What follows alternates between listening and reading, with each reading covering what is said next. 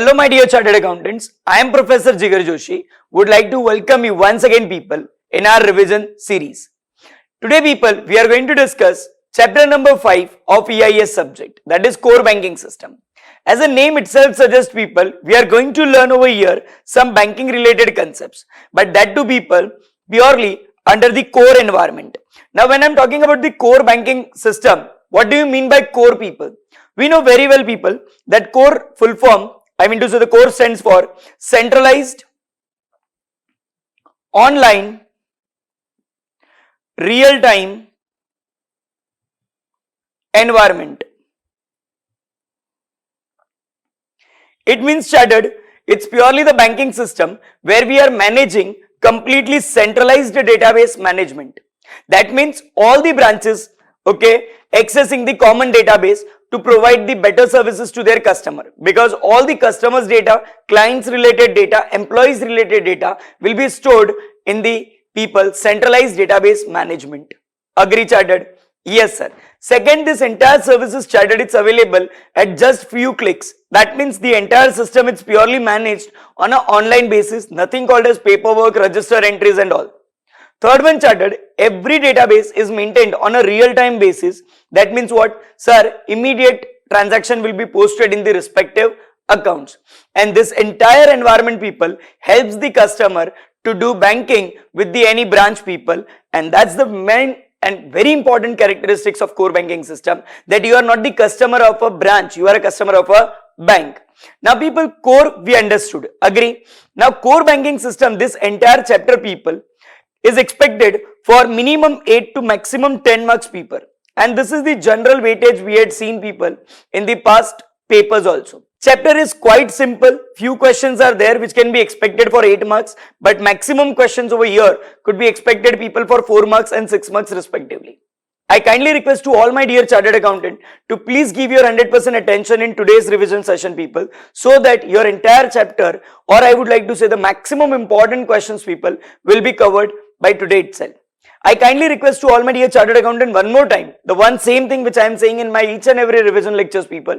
All my dear chartered accountant, I kindly request you to please understand the question which I am going to discuss people in this classroom are only those questions which are people important, It doesn't mean that you need to revise this much only. You need to revise the balance question also, but keep these questions in your list of priority. Understood chartered?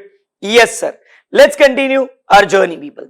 Question number 1 and question number 2, it's quite simple people, because features of banks and the functions of banks you know very well, you had studied earlier people also. Yes sir.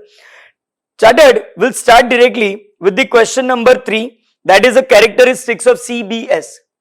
Now people, if they are asking you the features of core banking system, or they are asking you, core features of CBS, that's a different thing. When we talked about the core features, we are more of technicalities we are going to discuss. And when I am talking about the characteristics of CBS, that is general in nature. Agree chartered? Yes sir. This question was already asked people in July 2021 exams, that is actually the May cycle examination people, for 2 marks. Sir, for 2 marks we have to write down this much? No my dear charters. For 2 marks we are expected to write at least minimum 2 to maximum 3 points. That's it. That much explanation institute is expecting from us. So let me discuss people this entire question with you right now. What are the characteristics of CBS people? Sir, first of all we know the word C, first letter of core, refers to what? Sir, purely centralized. Over here sir, we are maintaining the centralized database management system. The entire data of customers, of all the branches, of all the employees, banking related activities will be stored in the centralized level. Yes or no? Yes sir, in the centralized manner I mean to say. Second people, we are also using banking application, but that too also required to be centralized only. So we are using centralized application also, which is loaded on the cloud people, and it is a cloud based application which is circulated with every branches, so that the branches could enjoy the common application and common database, which is one of the most essential element for core banking systems working. Third most important thing chartered, you need to understand that there are the limited number of banks, but there are people tremendous good number of branches. So branches are actually acting as a what? Sir, delivery channel for banking services. Actually the services should be provided by bank, but bank it's owing people a single identity, but it is operating people through the number of branches by which they are providing the services to us. and thereby we always say that branches are acting as a what? Delivery channel. So number 1, sir, common database. Correct, chartered. Number 2, sir, delivery channels. Branches functions as a delivery channel. Number 3, sir, centralized banking application. Understood, chartered? Yes, sir. Chartered, core banking service is available 24/7. It is accessible only and only with the help of internet. So internet related threats also exist. Yes or no, chartered? Yes, sir. And thereby people, to protect the entire server in a very perfect manner, we required to be supported that technology with some advanced security system. And thereby, my dear chartered, core banking system is supported with the advanced technology in order to avoid people risk of hacking and risk of data loss and others, and to improve the standards of service provided. Agree? Yes, sir. Next very interesting one, chartered. This is one of the most important characteristics of a CBS, that you are not the customer of a people branch, you are a customer of a bank. Understood, chartered? Yes, sir. And last but not the least, people, CBS is available in modular in structure. Why it is available modular in structure? That means department wise data will be accessible, people. No doubt we are having centralized database management system, but the data access will be given according to job profile. Are you cleared with this? Yes, sir. So once again, people, quickly recalling entire answer. Number 1, sir, centralized database management system, centralized application management system. Third one, sir, you are not the customer of a bank.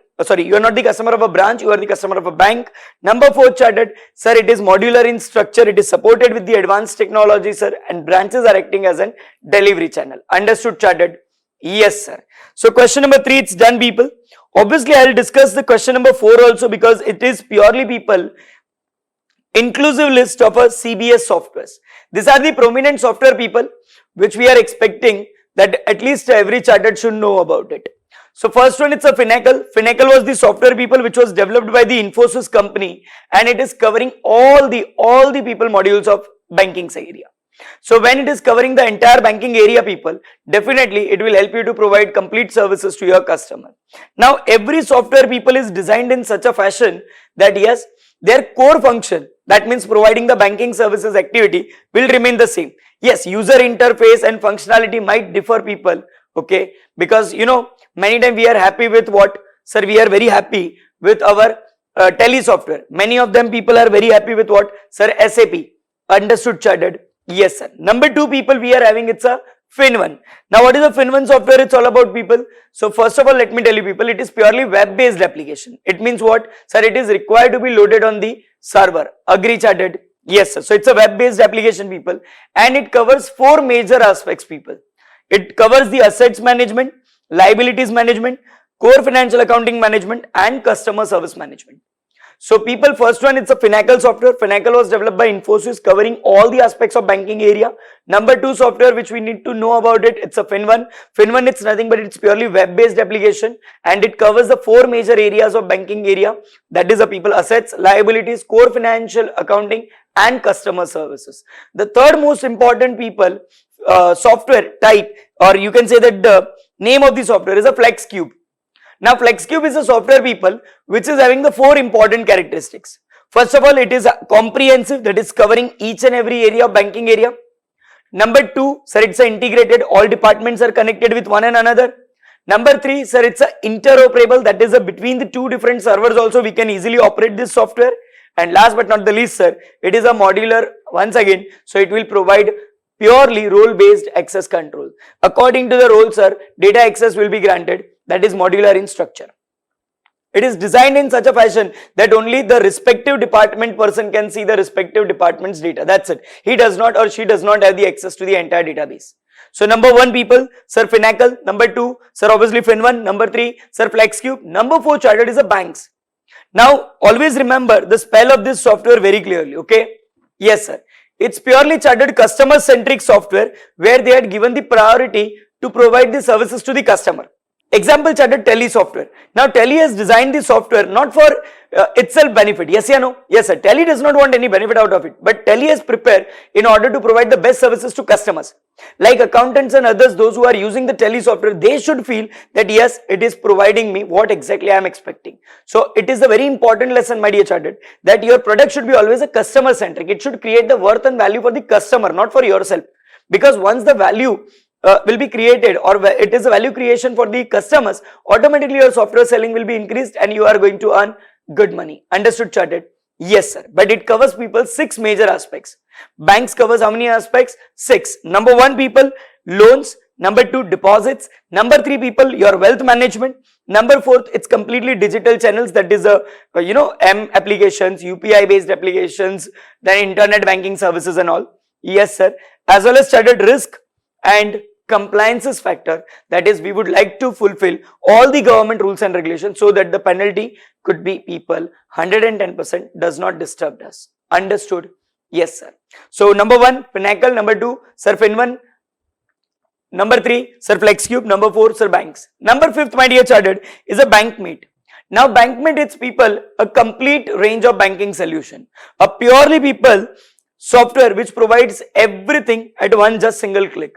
A well designed software. Why it is also important? Because it works with both your traditional as well as non-traditional banking environment people, and it is a completely full scale banking solution software which provides complete solution to all your queries and all your requirement of banking softwares. So people, altogether we need to learn the 5 softwares: Pinnacle, Fin1, Flexcube, Banks, BankMate. Understood, chartered? Yes, sir. Next question, people, is a question number 5th. I would request you people, you need to remember the front end and back end applications very well, because you know very well, chartered, that front end applications are those applications which are actually directly interacting with the customer. The customer would be able to access the services through front end applications only. It includes like mobile banking. Generally people, we are having the mobile applications in our phone. Yes, sir. Internet banking, which can be accessed through the people website of a bank. Sir, branch banking, by visiting to the branch people. And phone banking, which was we used to give the call and we get the services of banking requirement. Agree? Yes, sir. But this was purely people customer interface oriented, where the customer would like to put a request. But in the background, when the bank is working on the customer's request, people, it comes under the back-end applications. Now back-end applications includes back office, completely your administrative IT department and everything which works in the background, people, to provide the better services to you. Second most important, chartered, every bank has understood that we need to constantly do the data analysis. Now for data analysis, obviously we require the proper storage of data, and thereby people, demand for the data warehouse also increases. Third one, chartered, whenever you are using the credit card, so the procedure of issuing the credit card to you, the procedure of payment authorization, the procedure for the payment settlement, people, nothing comes in front of you. Everything is worked out by the bank people in the background, and thereby even credit card system is purely people back-end process. Because we to just simply swipe the card, we must enter the amount, that's it. Or we must need to enter the PIN, that's it, for making the payment. But how it is works, what is the exactly infrastructure behind it, what is the technological support over required, everything will be managed by bank. So it comes under back-end applications. Last but not the least, my dear chartered accountant, is our ATM switch. Sir, what is the ATM switch, people? So we know, people, that whenever the centralized database system is not working or that server is low, at that time the file containing balances of each and every customer will be sent to the people ATM, so that the people could do the transactions from the ATM without any technical issues. Agree, chartered? Yes, sir. But to manage all these things, people, a purely centralized server system it's needed, where the entire database is there, which helps the front end and back end to operate effectively and efficiently. I kindly request to my dear chartered accountant that please go through with the answer once again of this, people, okay, various modules or key modules of banking system. Please do remember what are the people front end applications are there, what are the back end applications are there. Understood, my dear charters? Yes, sir. Moving to the next important concept, people, that is your question number 6. As I said, people, if they are asking you the core features of CBS, that means you need to write it down the technical aspects.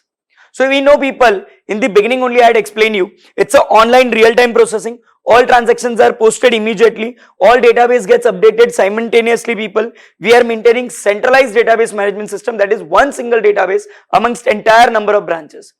People, it is allowing you to get it connected from the remote location also. Sir, because internet banking is supported.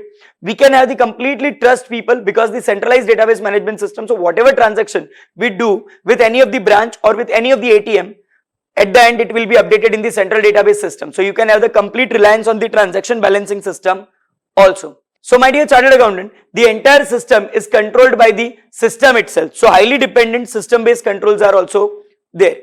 Authorization occurs, people, within the application. Banking softwares are coming, people. They are coming with the password protection. When you entered, automatically software will verify whether the person is genuine or not. So just revising and recalling the entire people number of features, core features of CBS. Sir, online real-time processing, transactions are posted immediately, all database gets updated simultaneously, centralized database application, remote interaction with the customer reliance on the transaction processing, highly dependent, system-based controls, authorization occurs, people, within application. Understood? Yes, sir. Next one, my dear chartered accountant, it increases the access to the staff based on the people authorization. That is purely we can discuss over here, role based access control. Chartered. Agree? Yes, sir. We can have the daily, half yearly, yearly closing reports also, people, as per our choice and as per our convenience. Next one, people, we can also process, people, the standing instruction received from the customer. Example, like customer says stop payment of checks or anything, that can be easily done under the core banking system. As the entire database is centralized, my dear chartered, please, it's a revision. Okay, come on, be quick. As people, centralized database management system is there, we can centrally move the applications also for every type of data processings to be done. So if I just would like to calculate the interest on all accounts, people, I do not require to individually check out the balances and calculate the interest. I can go for the simple directly application run, people, and it will check the balances of every account, and accordingly, people, maybe if it is a deposits, then interest will be credited, and if it's a loans and everything, people, then interest I have to receive, so it will debit in that account. Understood, chartered? Yes, sir. Finally, people, anytime, anywhere access will be available to customer as well as to the vendors. So these are the, people, characteristics of what, sir? Core features of the core banking system. Understood, my dear chartered? Yes, sir. Next question is very important, chartered, question number 7, because it is newly added, people, into our module. Okay, from May 2021 onwards, whatever the solution module has been, people, issued, okay, or published, I mean to say, that covers these aspects very well. Chartered, here we are going to discuss about the technological components of CBS. CBS is consist of what? So let me tell you, my dear chartered accountant, in a very simple way. Okay, components refers to consist of, what are the elements or what are the, people, technological concepts we actually needed by which we will be make our CBS functioning. So the first and foremost thing is centralized database management system. Yes or no? Yes, sir. And that is, we called it as, people, database environment. Now database environment, it's nothing but, people, it is purely the server where the entire data of the banking system is stored, whether it is a data of customers, whether it is a data of employees, charges, penalties, interest rate, everything, people, is stored at the centralized database management system located in the data center. Understood, people? Yes, sir. Number 2, people, we required banking application, because server will store the data, but who will process that data? Who will create that data? Who will alter that data? So for that we need what? Sir, banking applications. Applications like right now only, people, we had studied Finacle, Fin1, Flexcube, Bankmate, or even, people, banks are allowed to create their own applications. Yes, sir. So that application they need to load it on the, sir, application server, and that is, people, the second one called as a, people, application environment. Number 3rd, people, which is a very, very, very important aspects, my dear chartered accountant, and that is, people, enterprise security architecture and security solution. Try to understand, chartered. Bank is, first of all, purely we are doing banking services under core banking system as the globalized services. Second, it is connected with the internet. Yes, sir, because to globalize, obviously internet connection is required. Plus, people, it is a banking area, so it involves tremendous cash. Yes, yeah, no? Yes, sir. So chances of fraudulent activities are extremely high, people, and in that case, we would like to provide a complete secured architecture to our core banking system, that it will not get affected because of the risk of virus, worms, trojans, backdoors, even, people, hackers, and obviously unprofessional and unethical employees also, chartered. So I would like to tell you, people, that this enterprise security architecture is actually designed in such a fashion that provides 360-degree protection to our centralized database management system, its application server, and other component, so that it will be protected from the unauthorized access, abuse, and everything. Understood, chartered? Yes, sir. So what are the things, people, that we really need to conclude over here under the enterprise security architecture? So first and foremost thing, people, every bank should have the full-fledged one security policy. Because try to understand, if we do not have the rules and regulations, then chances of people are doing as per their own choice activities is extremely high. I don't want them to do their activities of their own choice. I want there should be a standard procedure which should be followed by everyone. Like example, you need to change your password in every 30 days. You are not allowed to use the social media during the people official hours. This kind of limitations and this kind of security policy we should must have. Anyone who wants to access any other website other than banking, then that data must pass through firewall. Yes, sir. Second one charted, sir, implementing the anti-phishing and obviously, sir, anti-malware software which will help to protect the software from the various types of risk people. Number 3 charted, there should be a single domain for the emails to be done people, because there could be a great chances that the people are sending the email maybe just having the similar name to your banking area.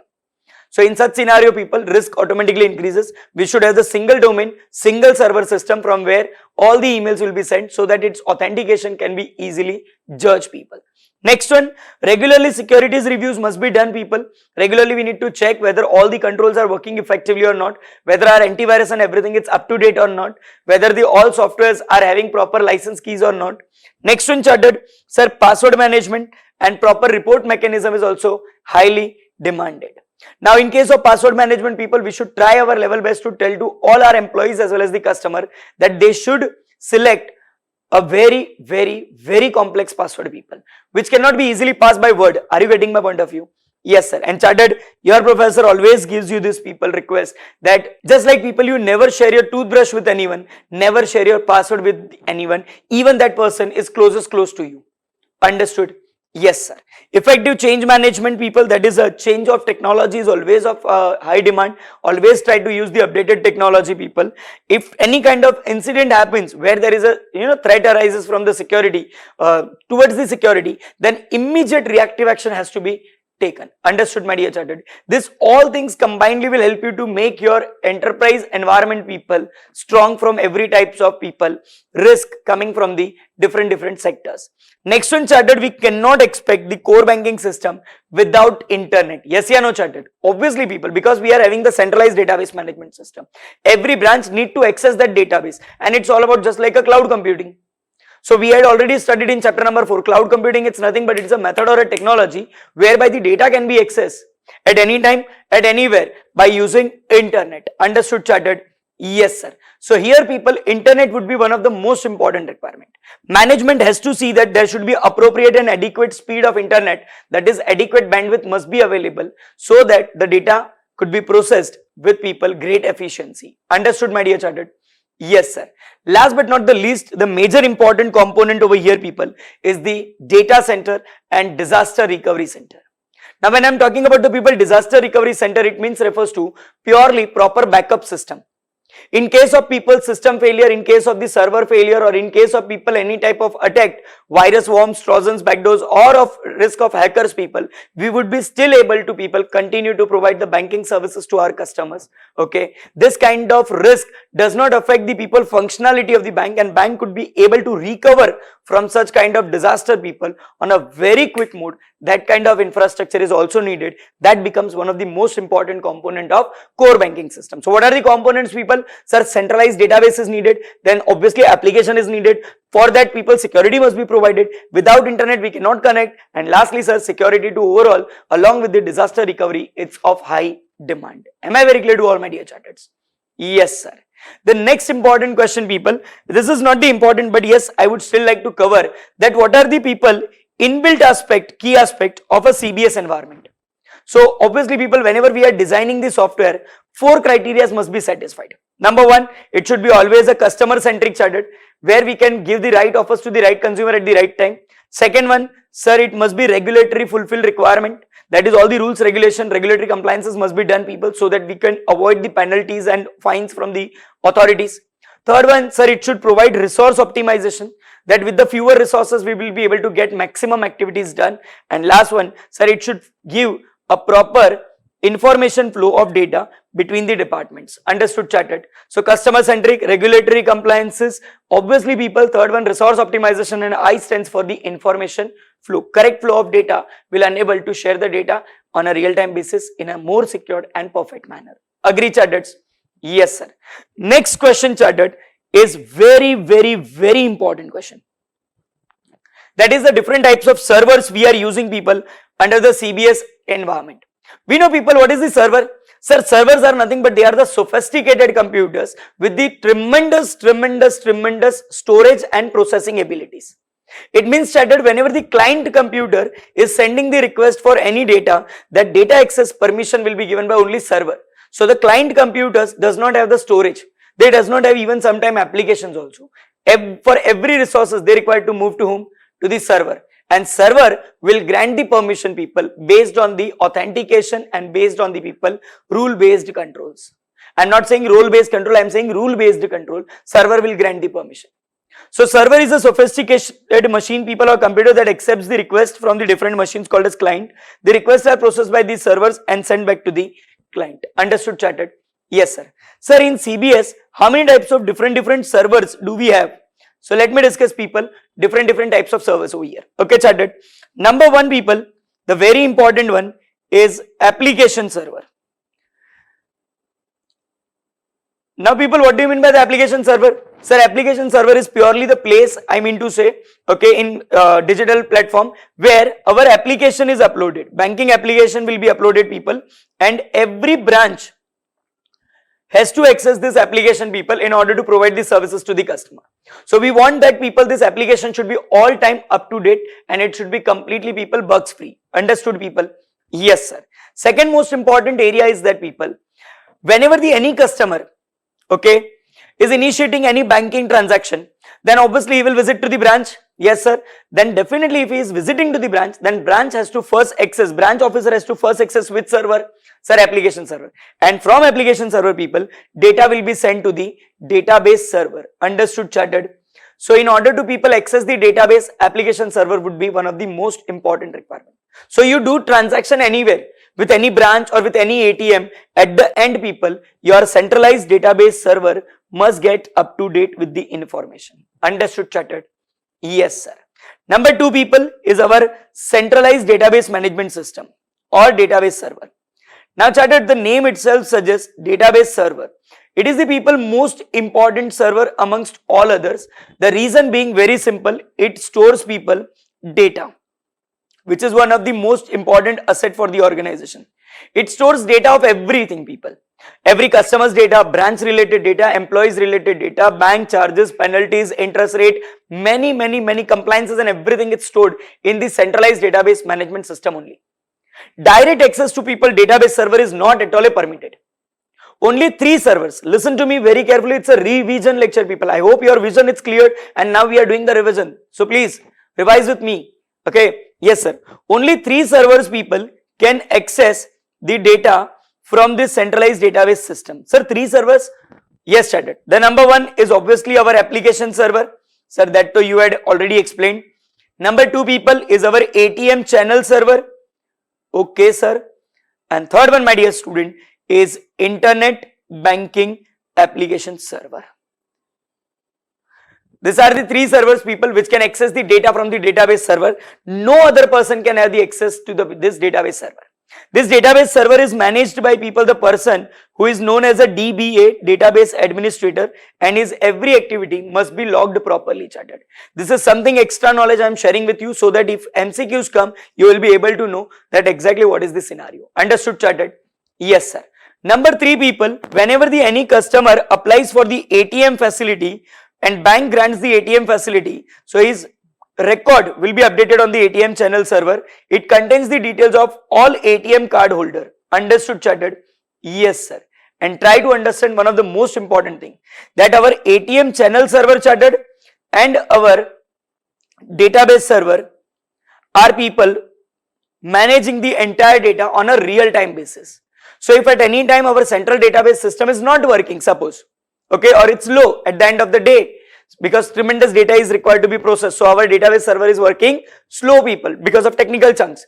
In such scenario, database server containing the file of entire banking customers' final account balance will be sent to ATM switch, so that the customer would be able to do the transaction in ATM.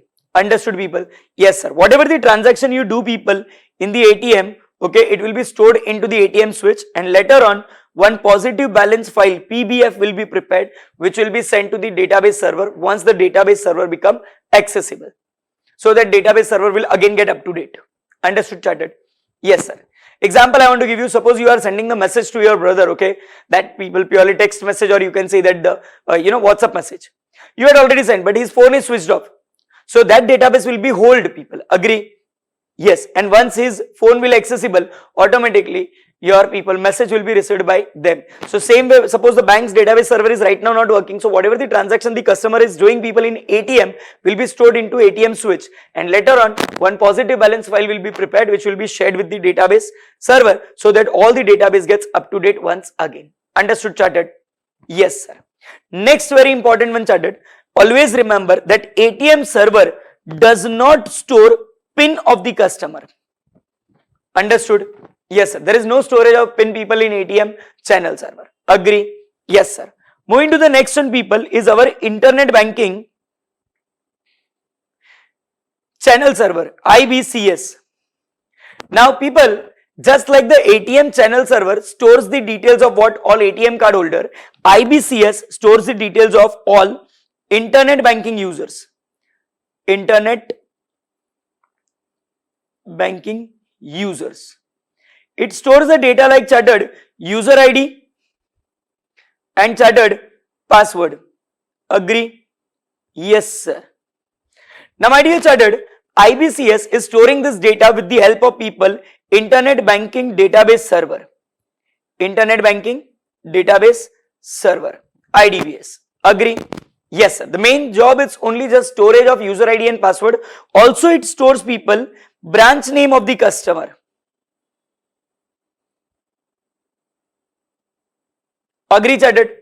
Yes, sir. Next one, people, we are having is fifth one,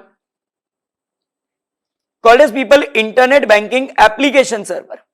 Now, what is internet banking application server?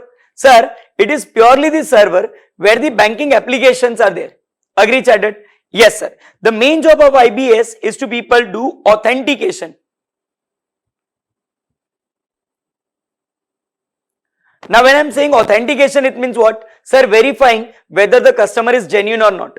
So, when any person, people, manually, when he enters the user ID and people password, this data is required to be compared. Yes or no? Yes, sir. This data is required to be compared. So, IBAS will use the data from the IBCS. IBAS will use the data from where, people? From IBCS. So, IBCS will provide the data over here. Will compare this data. If answer is done, perfect, genuine, user ID and password is matching, customer will be given with the access to the database, people, and data will be shown. And if not, then immediately his request will be denied. So, most important, verifying the details, identifying whether the person is genuine or not, or whether that person should be allowed with the access to the his account or not, that will be purely decided by chartered IBAS. So, altogether, people, 5 servers we had done. Number 1, application server, which stores Finacle, Fin1, Flexcube, Bank, Bankmate like type of applications. Database server, sir, client data, customers data, employees related data, banking sector related data will be stored. ATM holders, sir, ATM channel server will store that data. And also, sir, ATM channel is providing one more facility of positive balance file. Then, sir, IBCS stores the data of every internet banking user, user ID, password and their branch name will be stored. IBAS, sir, this is assigned with the most important job of authentication, where they are going to verify whether the person is genuine or not, and that can be done with the database available in the IBCS. Understood, chartered? Yes, sir. Number 6, people, to do all the net banking related services or to provide the net banking and other internet related services, we require to have the web server. Web server is purely connected, people, in such a manner that it stores all web related activities. Now, when I am saying, people, web related activities, it means what? You can expect, chartered, your website, your mobile application and other online platforms, people, okay, it's purely managed through the web server. Now, what is a website? It's a collection of web pages, people, okay. So, whenever the user wants to access the net banking, he will first gonna request for what? Sir, he is going to first request for the banking website. So, when he type www.iciciionlinebanking.com, so he is requesting to web server that please give me a page. Bank server will provide the page from the bank site. Yes or no? Yes, sir. That on that page, people, 2 bifurcations will be there. On a one part, we can mention the user ID and password, and another part, people, carries the news and advertisements and public interest information like do's and don'ts of internet banking and all. Now he will specifically area is given people where he can make the mention of what user ID and password. Once he is people entering the user ID and password, he will send this data first to the people, obviously IBAS. Now IBAS main job is what? Sir, authentication, but he just got the data from whom? Sir, from the customer. So now he is going to access what? Sir, he is going to access the database from purely IBCS, will verify sir over here whether the person is genuine or not. Agree chatted? Yes sir, fully cleared. Next one chatted, we are having the very important server, and that's called as people proxy server. This question is generally asked for 2 marks people. What is proxy server? So let me tell you people, proxy server is purely rule based server where here completely rules are already explained to the proxy server that how you should connect the request of the client from one server to another server. So all these servers, whenever they are connected with each other people, that connection will be established by the proxy server. But the proxy server is purely rule based. So it will check it out into the rules whether the person is genuine or not, and if not, access will be denied. If genuine, connection will be established. Okay sir. And last but not the least people, in order to protect our system from every type of virus risk and other risk people, we are having the antivirus server where we are going to upload antivirus software which will help us to protect from every types of risk of net banking and others. Understood chatted? Yes sir. So altogether people, there are the 8 different types of servers that you really need to study in a very careful manner chatted, and definitely you can expect 1 or 2 servers or distinction between 1 or 2 server people in your final exams also. Agree chatted? Yes sir. Next one chatted, after finishing this question number 9, 10, you just need to remember the diagram. Internet banking process people, it's a much more easy if you remember the server's answer very well. Half of the answer of net banking, internet banking process gets done. Okay chatted? Yes sir. Question number 12 I am going to cover with the people payment of credit card system, so don't worry about it here. Okay? Yes sir. Moving to the people, a very important question people. Question number 13. Now chatted, remember this question is, you know people, a tremendous hot favorite question I would like to say of the Institute of Chartered Accountant of India. I always used to tell to my student that this question will be asked as a practical question people, and in recent examination they had asked this question. The question is very simple people, like suppose they will ask you, like you are appointed as a security advisor by ABCD Bank, which were earlier using non-core banking environment. Now they want to get it shifted from non-core to core banking activities. What are the most important activities that must be performed by, or what are the steps people that must be accepted by the bank in order to get shifted from non-core banking to core banking? In short people, the process of CBDS implementation, how to implement core banking system in a one banking business, so that we are going to learn. Now remember my dear chartered accountant, this question is very important. Number 2, it's a purely process oriented question, so you have to write it down this answer people in a exactly same order. Understood? Yes sir. So what are the activities that we really need to perform? So number 1, it's planning people.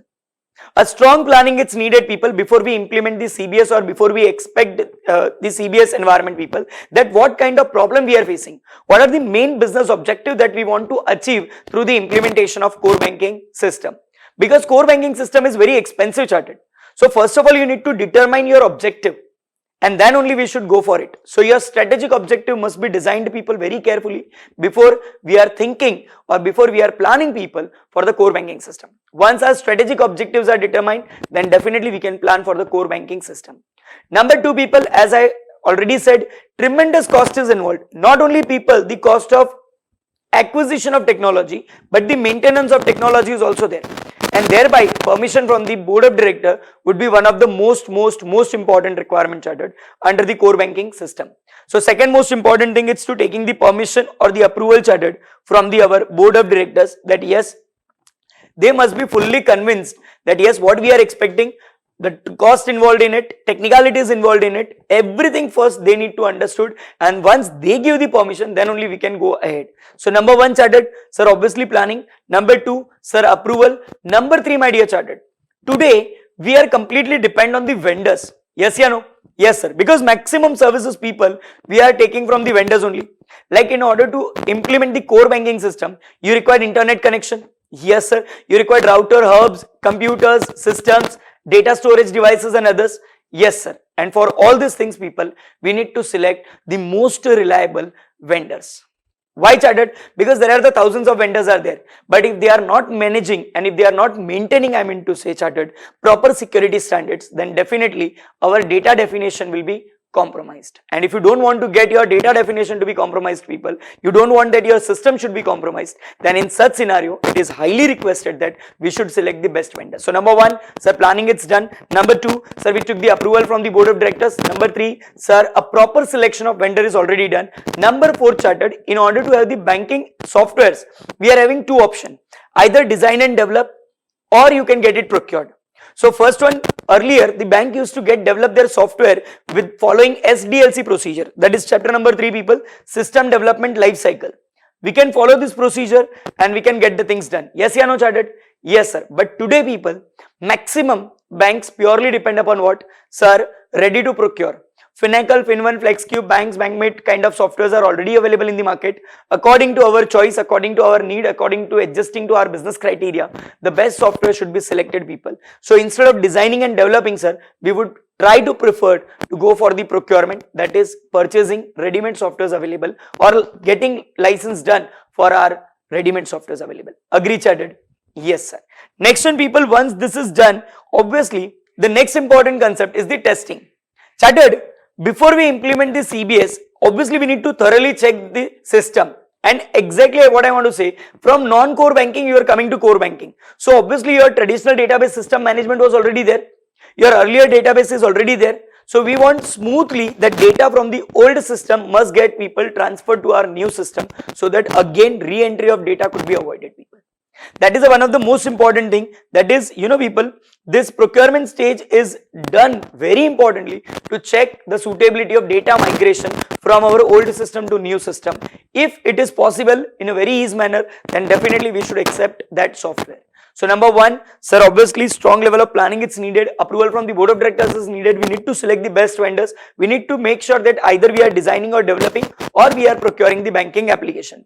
Next one, sir, before we are making that application live or we are starting our working with the CBS environment, first let me test the entire software in a very in-depth manner covering each and every aspects of banking software. Once it is done, people, now it's a time for the implementation. Phased wise, slowly and gradually in each and every department we should start proceeding, people, of implementing CBS architecture. Once this is done, people, obviously software demands maintenance because there could be a chances of small bugs exist over there or maybe version changes or something. Then maintenance has to be provided to the software on a regular basis in order to, people, make sure that the system should be completely working in an error-free environment. But chartered, due to technological updates, due to regulatory changes, that is legal requirement, or due to business demand, okay, obviously sometime we need to update our existing softwares also. So sir, what is the difference between maintenance and updations? Maintenance is making software, people, error free, and updation is all about adding new features into the software. Understood, chartered? Yes, sir. Updates include maintenance also, you can say that. And finally, chartered, regular audit of this software must be done internally as well as externally to see that whether all the controls are working as designed or not. So what is the exactly procedure, my dear chartered? Come on, everybody with me, people. Number one, it's a, people, strong planning, taking the approval from the board of directors. Number three, sir, obviously we are going to select the vendors. Number four, sir, design and develop or procure. Number fifth, people, sir, testing. Number six, sir, finally implementation. Number seven, sir, maintenance. Number eight, sir, updations. And number nine, my dear chartered accountant, is the audit. Am I very clear to all my dear charteds? Yes, sir. This question is very important, chartered. Okay. Now we are moving ahead to the next important question, chartered. The next important question, chartered, is all about the, people, risk associated with the CBS. We know, my dear chartered, that the risk is generally categorized into two parts over here. One is a common business related risk and second one, people, we will consider as a technology risk, people. Let us try to discuss today, first of all over here, with our, people, general business risk. Now in case of general business risk, the risk faced by the CBS are categorized into multiple parts. The first and foremost, my dear chartered, is the operational risk. When I am talking about the operational risk, sir, what do you mean by operational risk? So chartered, whenever the bank is facing directly or indirectly losses due to, people, non-availability of day-to-day smooth functioning of business will be categorized or will be considered as what? Sir, operational risk. Example if I want to give to my all dear chartered accountant, then it's very simple. failure of internal process, improper auditing system people, wrong data entry system. This could be the reasons, my dear chartered, where we can face is tremendous operational risk people. Say this, the risk arising from the direct or indirect loss to the bank which could be associated with inadequate or the failed internal process, people, system, etc. Example like inadequate audit, improper management, ineffective internal control procedures, etc. Now, my dear chartered, this is important question. Once again, I would like to say, because amendments are introduced here also chartered. Okay. The first one is called as transaction processing risk. Now, what is transaction processing risk? Sir, if any faulty development related information is given by employees or the concerned person to the management, then management may take a wrong decision. Because obviously either you are getting the wrong data or you are having the wrong data entry people, then definitely there could be a great chances that the transaction will be processed in wrong manner and your decision will also be people having wrong impact. So the first and foremost thing is what? Sir, transaction processing risk. Number two, chartered accountant, we are using technology. Yes or no? Yes, sir. So obviously information security is one of the biggest risk people. Chances of virus attack, worm attack, Trojan attack from the hackers could be possible. Yes or no? Yes, sir. And whenever this kind of people attacks happen, your data definition, that is your confidentiality, integrity and availability of database will get highly affected, chartered. And that's the biggest risk. Are you getting my point of view? Yes, sir. See this. It comprises of the people impact to an organization and its stakeholders could occur due to threats or vulnerabilities associated with the operation and use of people technology. Understood, chartered? Yes, sir. Whenever this type of people data breaches happen, it does not only cost people, bank, the financial penalties. Obviously, it also amounts to reputational loss to both people, bank also and to their client also. Understood, chartered? Yes, sir. So number one, people, transaction processing risk. Number two, sir, information security risk. Number three, chartered, and number four, I will combine both, legal risk and compliance risk. Now, what is the difference between people legal risk and compliance risk? So, whenever there is an agreement between the two parties, that is a bank and the obviously another client, and if that agreement or if that contract is not fulfilled in the manner as expected, then there is a great chances that the agreed party can take the another party to the court. Yes or no? Yes, sir. And here it's very simple. Court will decide the penalty, and that's called as legal risk. But suppose people where the RBI has already issued guidelines to you, where the Banking Regulation Act 1949 has made some provisions to be followed by the banks, when the banks are completely people fail to fulfill those provisions, exactly people, rules, regulations and other notification issued by the competent authorities, then definitely you will be charged with the penalties people. Here the penalties will be already pre-decided by the people act itself. Yes or no, chartered? Yes, sir. See this people. Legal risk arises because of the people treatment of the client, sale of product or the business practices. Okay, that is wrong business practices people basically. There are the countless examples where the banks is being taken by the people caught by the disgruntled corporate customers who claim that they were misled by the advice given to them or even they had not fulfilled the contract. Understood, chartered? Yes, sir. So there is legal risk. Second one is a compliance risk people. Yes, sir. This exposure to the legal penalties or the financial penalties people or the material loss to organization face when it fails to act in accordance with the industry law, rules, regulations and internal policies. Last but not the least, chartered, people related risk. Lack of trained employees or people, obviously you can say that tampering with the records or unethical practices by the employees, okay, that could people bring tremendous risk to the organization. So number one, people, obviously transaction processing risk. Number two, sir, information security risk. Number three, sir, compliance risk. Number four, sir, legal risk. And number fifth, my dear chartered, is people related risk. And that is all will be clubbed under the one single word called as what? Sir, operational risk. Number two, chartered, is the credit risk. Whenever the bank has given the loans and advances people, so obviously that is an asset for the organization. Yes or no? Yes, sir. Because not today, then tomorrow definitely our creditors or we are going to receive the money from our debtors. Yes or no, chartered? Yes, sir. But the major problem is there, people, when the loans and advances which is issued by the bank, which is given by the banks, is turning out people into NPA, non-performing asset. It becomes completely difficult for the bank to recover the money, people. Then such scenario, credit risk people arises. See this. This type of risk arises, people, when the loan becomes irrecoverable in case of people outright default, okay, or there could be an unexpected delay, people, in servicing a loan. What is servicing loan? That is, sir, paying EMI. Understood, chartered? Yes, sir. In case of people, mortgage loan, obviously we are having the rights to sell the property, but that's a different thing. But in maximum cases, people, where the bank has given the loans without any security, people, then that would be one of the biggest risk, people, that the bank has to bear. Next one chartered is the market risk. Now banks are allowed people to make the investment in the market. Bank can purchase the government securities, bank can purchase the bonds, bank can purchase the people debentures and specified securities. Okay, banks are now allowed to make investment.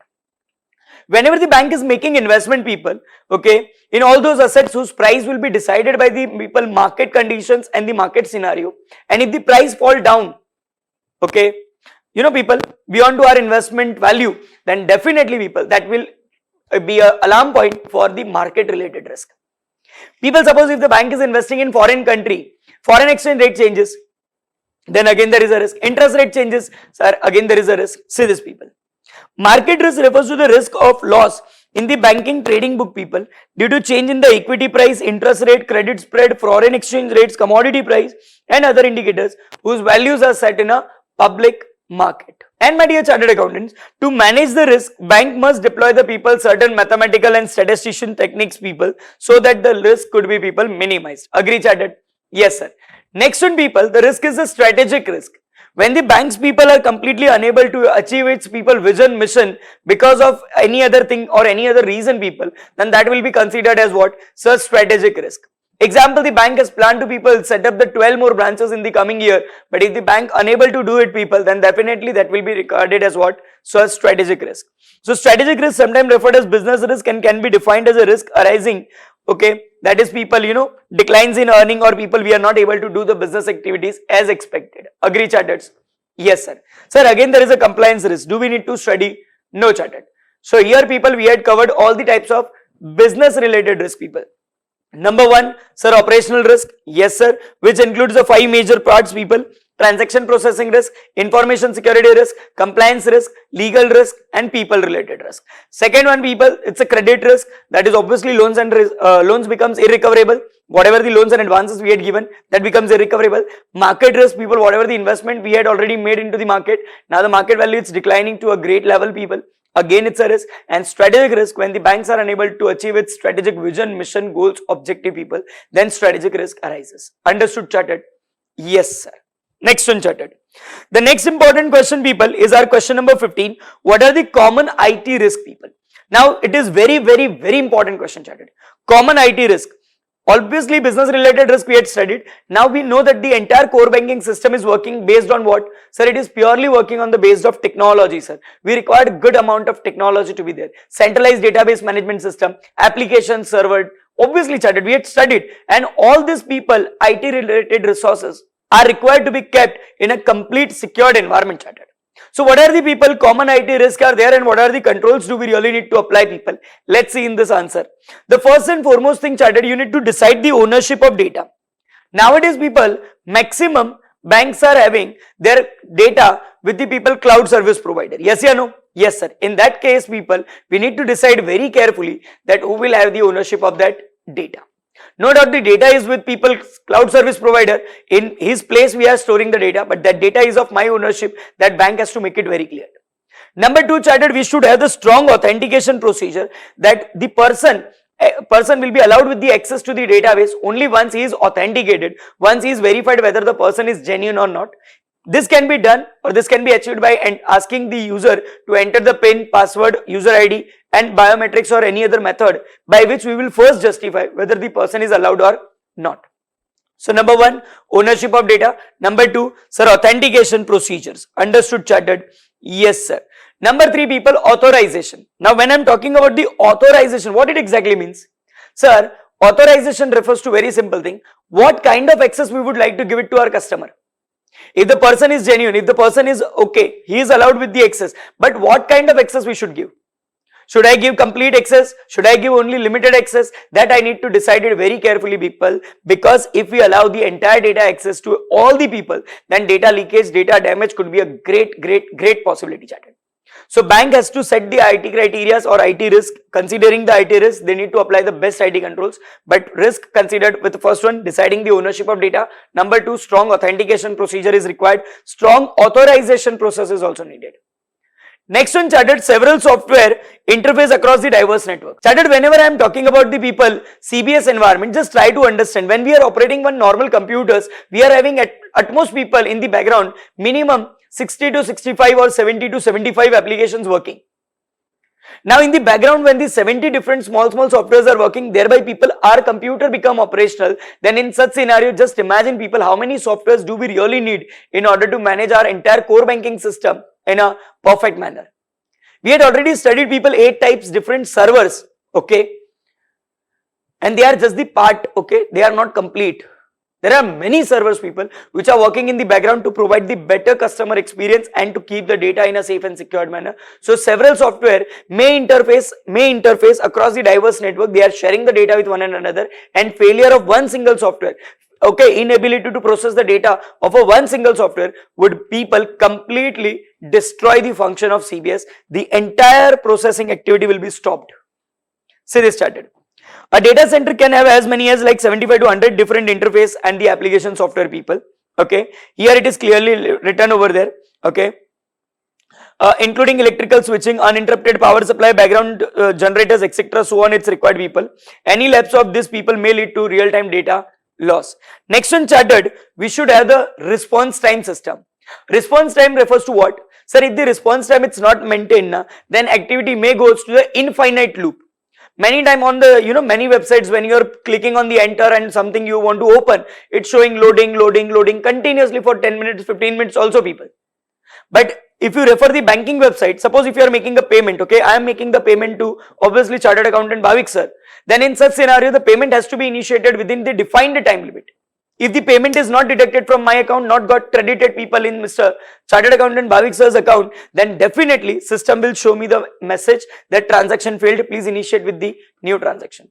And always remember, chartered, if I give more time to response to the technology or response to the system, then definitely people, hackers could easily hack that system. So response time has to be people limited only. Thereby it is written over here clearly that any uptime, if you give the maximum time, then it would be a challenging job. Next one, chartered, every user's identity has to be checked very thoroughly, because there could be a possibility that more than people, 5,000, 10,000 people are interacting at the one time. So if I am accessing the account, if Mr. Bhavik sir is accessing the account, if Mr. Ram is accessing the account, if Mr. Abdul is accessing the account, then everybody is accessing the accounts. We are having common bank people, but still I should get entry to my account. Mr. Bhavik should get the entry to the Mr. Bhavik sir's account only people, and Mr. Abdul should get the entry to the Mr. Abdul's account only. That database should become accessible. Obviously, Mr. Ram also. Agree, chartered? Yes, sir. Next one, people, is the access control. It is very important, chartered, for the every banks to design strong access control. Why? Because people, access control is the one of the best control to limit any unauthorized person from accessing any other extra data. Agree, chartered? Yes, sir. And last but not the least, chartered, we should have incident handling procedure. See this, chartered, real-time risk handling procedure, generally it's not working. We are trying our level best that we should have the real-time risk management system, but obviously it's not possible, because anytime cyber attack may take place, yes, no, and immediately you can't take the action. But yes, you should have the proper procedure to handle this kind of incident in such a manner that if any kind of suspicious activities were found on our single server, all other servers will be immediately people turn off, so that the bigger, or you can say that the major data loss could be protected. Understood, chartered? Yes, sir. So once again, people, recalling the entire all types of IT related risk, people. Number 1, sir, ownership of data. Number 2, authentication. Number 3, sir, authorization. Number 4, sir, several software may interface across the diverse network. Maintaining the response time, chartered. User identity management. Access control needs to be defined very carefully, chartered. And last but not the least, sir, incident handling procedure must be there. Agree, chartered? Yes, sir. So, chartered, next question, people. Now, the next question is very important, people. That is the sub process of information security. You know, people, RBI has already issued the guidelines to all the banks that you need to comply with the ISO 27001-2013 guidelines in order to make your IT environment more safe and more secured for the people. Now, in that case, people, there are the number of steps or the number of areas that we really needs to consider in order to make our information security system more secured, people. In order to maintain the data definition, that is a confidentiality, integrity and availability of database management system people 24/7, 365 days in a year, then definitely people we need to comply with the ISO guidelines of 27001 2013 people. Sir, what are the things or what are the steps do we really need to consider in order to make our information security more safe, more secured? So chartered, number one is obviously you need to draft proper information security policy, procedure and practices in your banking environment. Every bank has to people prepare the proper policy, procedure and practices, and that policy must be adopted by the top level management. And not only people lower level, but even top level, middle level and lower level management. In short, all the employees and everyone in the organization is expected to follow that policy, procedure and practices very strictly. Number two, chartered accountant, you need to see this, try to understand. I'll explain this question in a very simple manner. Just feel that you are appointed as a people security advisor in ABC Bank. And now you have been asked people to draft the proper rules and regulations or all those areas which you need to consider in order to make the information security system more secure. First one, what would be your important duty? Sir, I'll first see that whether the company or whether the bank is having proper information security policy, practices and procedure in place or not. And if not, I'll draft the policy and I'll ask everyone to follow the same once it is approved by management. Number two, sir, every user is entering into my office, yes or no? So I want people to decide very carefully the user security administration. That means how the users are created and how they are granted with the access people, that I need to decide it very carefully. Okay, chartered? Yes, sir. So in security administration, we would try to find it out the two most important answer. First one, who is allowed? And second, till what extent the person is allowed. I mean to say, sir, authentication. Yes, chartered. The first one is authentication. And second one, chartered, is authorization. Understood, people? Yes, sir. So authentication and authorization will play vital role, chartered. So second most important thing, you need to draft the proper security policy with reference to people who is allowed, how the users are created, how they are granted with the access. Understood, chartered? Yes, sir. Third one, people, these users are going to use what? Sir, they are going to use application. So we would like to protect the application also, chartered. Now in order to protect the application, people, you had studied in chapter number 1. Okay, risk and control section, that yes sir, every application is required to be protected with the 4 important aspects. Configuration level, at the master level, that is a permanent record creation, at the transaction level and even at the reporting level. The controls are required to be applied, people, in application in the 4 areas. Number 1, sir, obviously with respect to configuration. Number 2, setting up the parameters, that is masters, chartered. Yes sir. Security for the transactions to be entered, and obviously people, you can add one more word, that is a reports. So number 1, sir, information security policy, procedure and practices. Number 2, sir, user security administration is there. Number 3, sir, application level security must be there. Now application, by processing, by using the application, people, processing the data, we are going to create what? Sir, obviously database. So this database is required to be given with the proper security, yes or no? Yes sir. We should make sure that the data should be stored in a people completely secured environment, and data must be stored in an encrypted form, so that even if it happens like somebody access the data, but that person cannot access the data, cannot see the original text, because it is available only and only when we decrypt this data. Understood, chartered? Yes sir. So cryptography can be used, people, to maintain the database security also. So number 1, sir, information security policy, procedure and practices. Number 2, sir, user security administration. Number 3, application security. Number 4 is database security. Now database, people, will be stored in, sir, obviously computers only, and people that would be prepared with the help of what? Sir, operating system. So we would like to prepare what? Sir, security for even operating system. Whatever the operating systems we are purchasing, installing, that requires to have the complete safety and security packages also, that our operating system should not amount to unauthorized access. Now people, there is a great possibility that data will be shared between these servers, yes or no? Yes sir. And in order to make the secured data transfer, people, we are expecting higher level of network security also there, which will ensure that error free, smoothly and in a perfect secured manner, the data will be transit from the one device to another device. So number 1, information security policy, procedure, practices is drafted. Yes sir. Number 2, user security administration established. Yes sir. User is going to use application, so application is people made more secured. This application reside in operating system, the operating system will make it more secured. With the help of operating system and application, we create database, so we would try to protect the database, chartered. This database can be shared with another PC, so while transferring network would be required. So we want network to be people more safe, and where this database is stored people, we want that physical security should be maintained at the very higher level people. Agree my dear chartered, say yes or no? Yes sir. So here people, we had completely understood what are the processes for the information security. Understood chartered? Yes sir. Moving ahead to the next important question people, I hope so the risk related to information security you will get it done. Okay chartered? They are very simple. Next one chartered, you need to understand maximum student makes a mistake over here, that they consider the internal controls and IT control as one and the same. No chartered. Internal controls and IT controls are not same people, they are completely different. Okay? Yes sir, I'll write it down here. Sir, how they are different? Internal controls are purely people, human based controls. Here the human resources are making the controls. Are you getting my point of view chartered? Whereas the IT based controls are purely system based controls. No human intervention will be there. No human will control this. Once it is set, it is people purely set by the humans only. But then it will be verified by the system. Again and again, human intervention is not needed in case of IT control. But whereas the internal controls are purely people, human based controls. Understood? Here humans are controlled by the another humans or with the proper policy, procedure and practices. So what are the people internal controls? We need to refer it. What are the IT controls? We need to refer it. And you can expect people at least one single question out of it people in your final exam also, because this both the questions are again very important from the examination point of view. So what are the internal controls with reference to humans? Obviously chartered. The first one is the job of a one staff member must be invariably checked by the another staff member. That is maker checker process must exist. Segregation of duties. The job of a one person should be immediately verified the another person to see that whether the activities are conducted with the proper practices or not.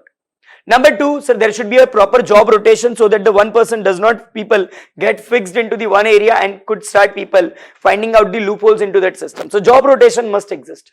Third one chartered, the financial and administrative power of each official must be communicated with everyone in the organization. So people can understand who are my seniors, obviously who are my juniors, from whom I will get the work done, to whom I have to report, how to coordinate with one and another department. So financial and administrative power of each official must be communicated people. You can say that here there is a proper distribution of authority and responsibility also.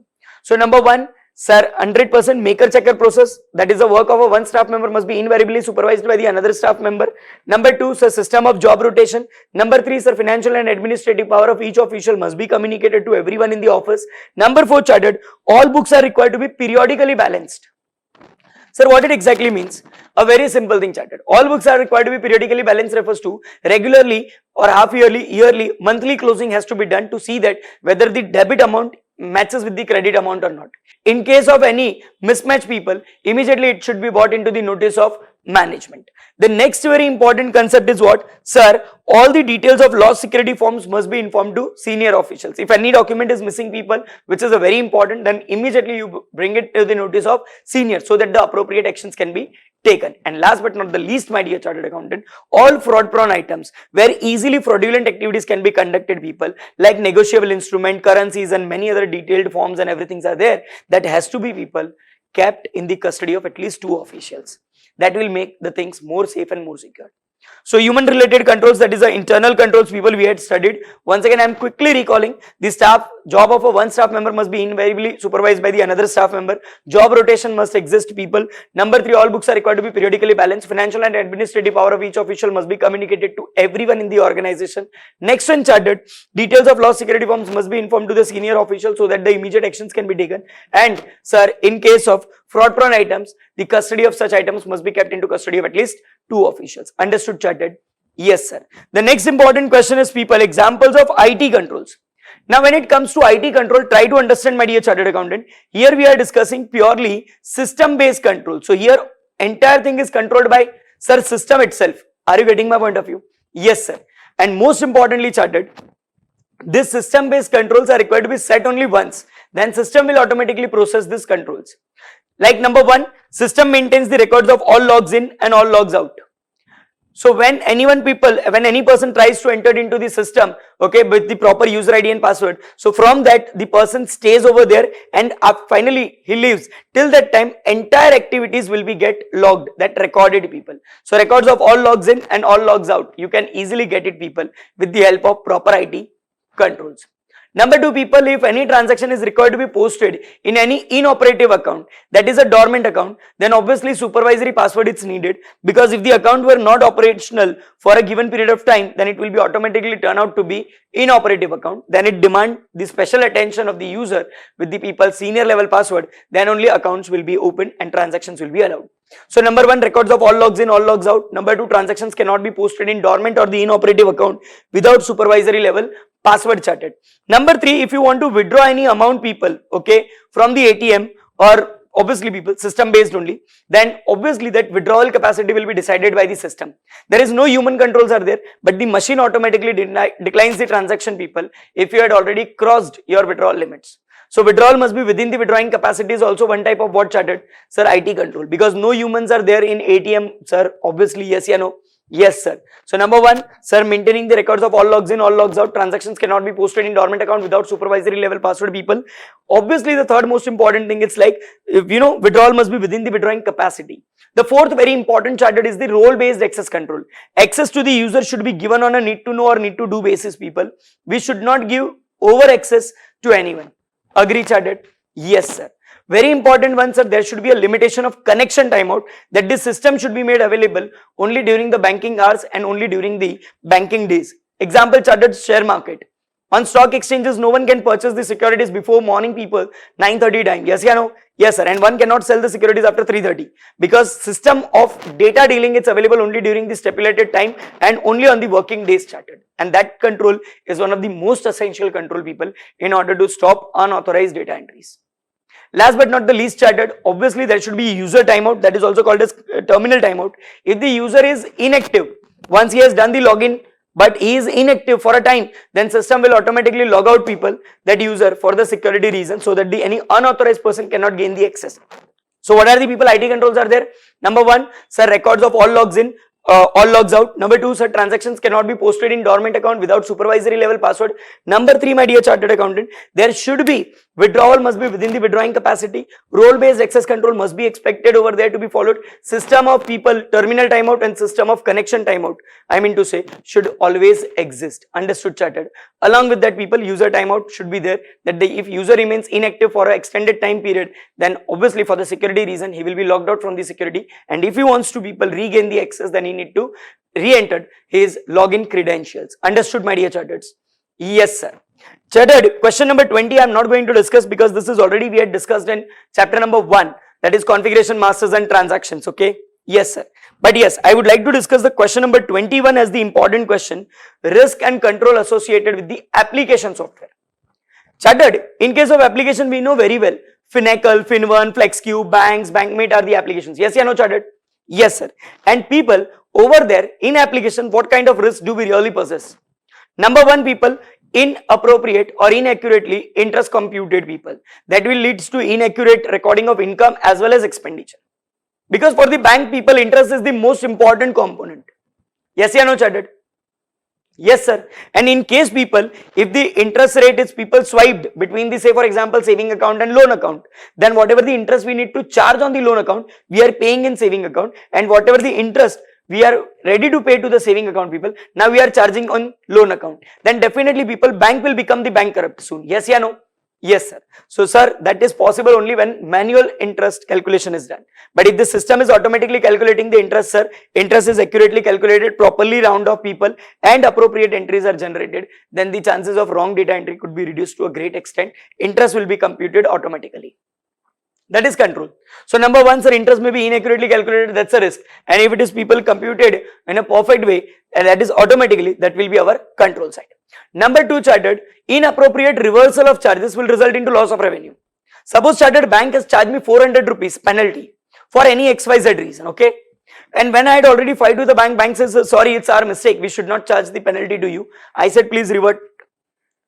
So they had people refunded my money, but while refunding people, they had added one more zero in it. So they had originally charged 400 rupees to me and they repaid me 4,000 rupees. Is it a great idea? Yes or no people? Sir, it's really great for you, but not for the great to the banking area, because now the bank is making losses. So chartered, inappropriate reversal of charges will result into what? Sir, loss of revenue. So obviously people, reversal of charges cannot be more than amount originally charged. That type of control we need to apply. So if the amount originally charged is 400 rupees, then definitely refund cannot be more than 400 unless and until some interest based people penalties are there, so that the interest will also be calculated automatically and that will amount will refunded to you. So number 1, sir, inaccurate interest calculation. Number 2, sir, inappropriate reversal of charges will be possible. Number 3, my dear chartered, multiple liens are created against single deposits. Now bank is allowed to people give the loan based on what? Based on the sir security document received from the customer. So customer show me a one single document, ask me the loan, I had granted. When again he is coming with the same people deposits and asking me the loan, and if I granted that loan, then it becomes very difficult for me to recover the money in case of the default. Yes or no, chartered? Yes, sir. So multiple liens should not be created, people. System should prevent, okay, a single lien from exceeding its deposit value. Multiple liens if it is allowed, but it should not be more than the actual deposit value.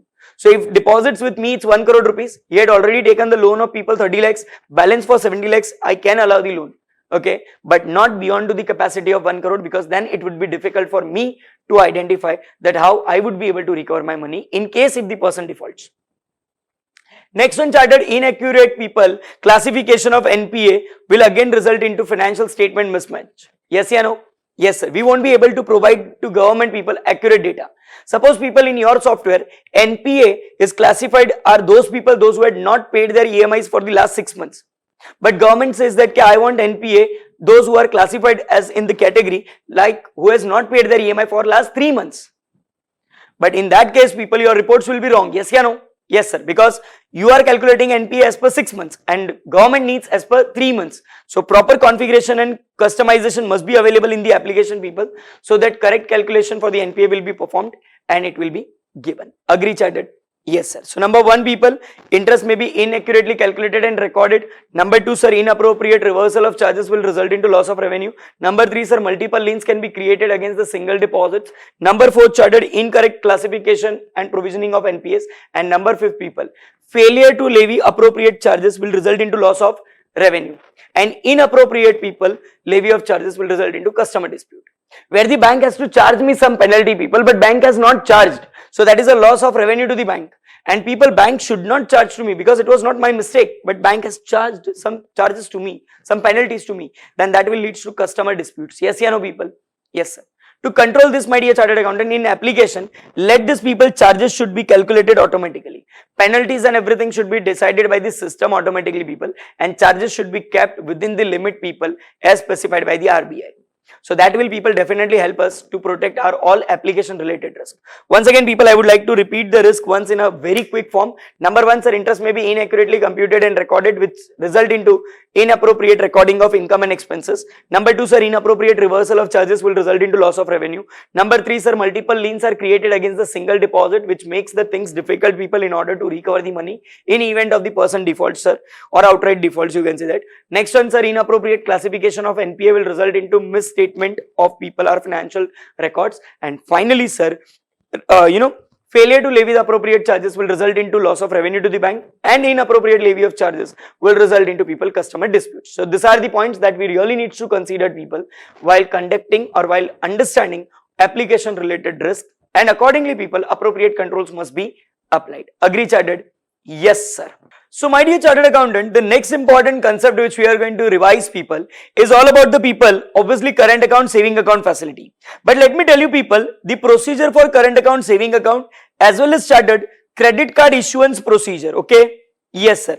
So credit card issuance procedure, people, will remain the same. So that, people, one question we are going to study and will get the things done with, people, are both the answers. Yes or no, chartered? Sir, definitely yes. Correct, chartered. Second important question, people, regarding the risk and controls. Okay, chartered? Listen to me very carefully, please, chartered.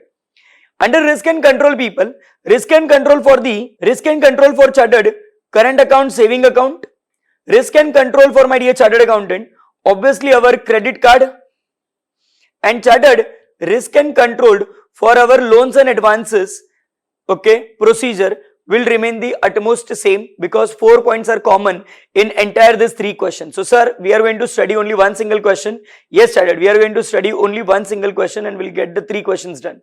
So first one, sir, current account, saving account issuance procedure we are going to study. That's the first question, people. Second, we are going to make sure that, people, we are going to refer, 1 minute, chartered, say this. Number 2 people, I'll explain you how this credit card process works, that credit card payment authorization, credit card payment authorization. Third one chartered, we are going to discuss about the risk and control factors for this. Fourth one chartered, I'm going to discuss mortgage loan process. Yes sir. So mortgage loan procedures and its types, okay, type and procedure. That much people we are going to refer here right now, okay chartered? Yes sir. So let's begin and continue our journey people by understanding the first one, that is sir, what is the business flow for the CASA facility, that is current account saving account facility. Chartered, we know very clearly that the first one we are discussing right now about whom? Sir, customer. Customer is having the two approaches, see the chartered. Yes sir. One, sir, he can either apply online or he can apply offline. If he is applying online, then he will visit to the website of a bank. Obviously, he will fill the form sir over there regarding his current account saving account requirement. Along with that sir, he will submit the eKYC and that data people gets stored, okay. That data gets stored people in our people data management software or the database. Understood chartered? Yes sir. Second, if he is applying offline, then obviously first person to whom he is going to meet in the branch people known as RM, relationship manager.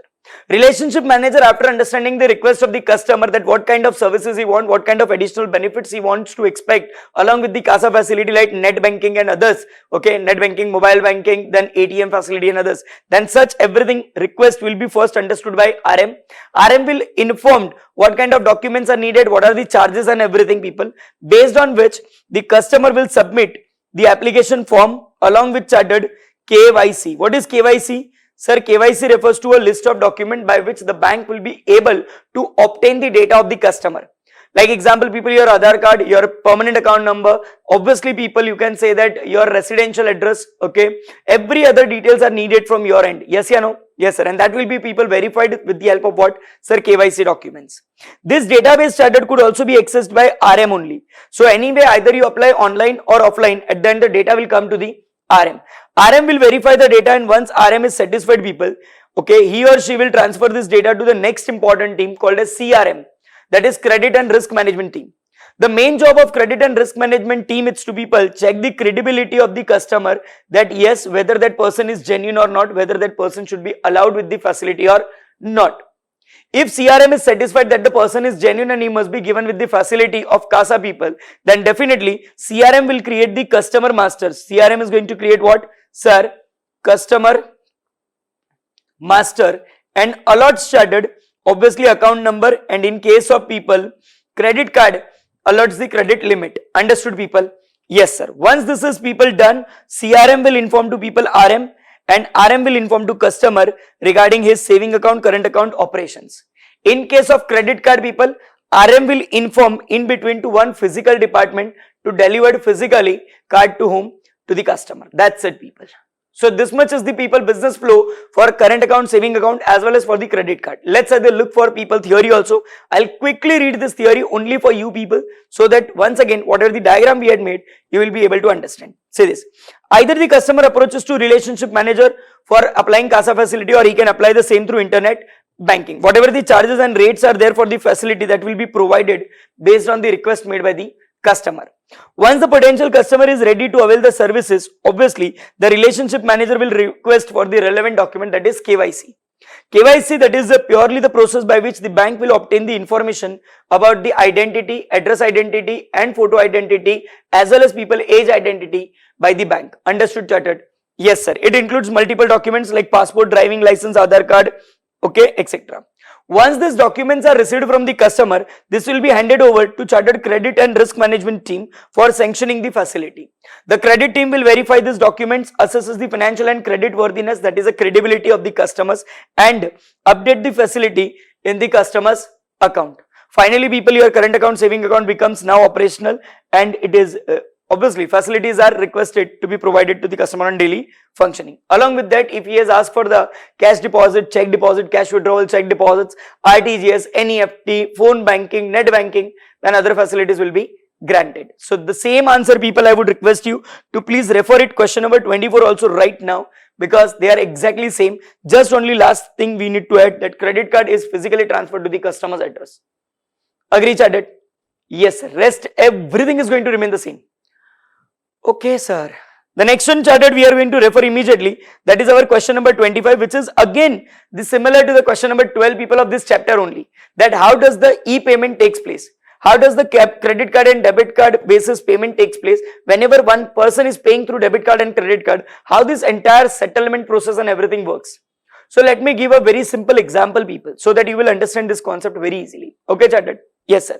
Suppose people, Jigar Joshi wants to purchase some goods. So Jigar Joshi over here is customer. Okay, charted? Yes, sir. And at the same time, people, Mr. Bhavik is a businessman. Okay, charted? Yes, sir. So Mr. Bhavik is people merchant 100%. Jigar Joshi is having a bank account with people ICICI Bank.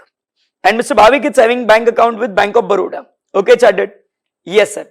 Now Mr. Bhavik is having current account because he is merchant. Yes, yeah, no, charted? Yes, sir. Now Jigar sir has swiped the credit card with Mr. Bhavik. Okay, so that POS machine will be used. Yes, yeah, no. Once this authentication is done by POS machine, the request will be sent to the people Bank of Baroda. Understood, charted? That yes, we want this payment to be processed. Now Bank of Baroda people send this request immediately to the card issuing network. That is people, you know, credit card issuing or debit card issuing network. Okay, I'll write it down in more proper words. Card issuing network, which includes the card issuing network like people Visa, MasterCard, Maestro, American Express. Yes, yeah, no, charted? Yes, sir. This credit card issuing or card issuing network will send this data to the card issuing bank. Now, who is the card issuing bank in our case, people? Sir, the actual card was issued by ICICI Bank to you. Correct, chartered? Yes, sir. Now, ICICI Bank will approve the payment. Understood, chartered? Suppose. Once the approval is done, the transaction will revert to the card issuing network, people. Card issuing network will transfer to the people merchant bank, and merchant's payment gateway. Merchant's payment gateway will print receipt. Once the payment is received, okay, payment gateway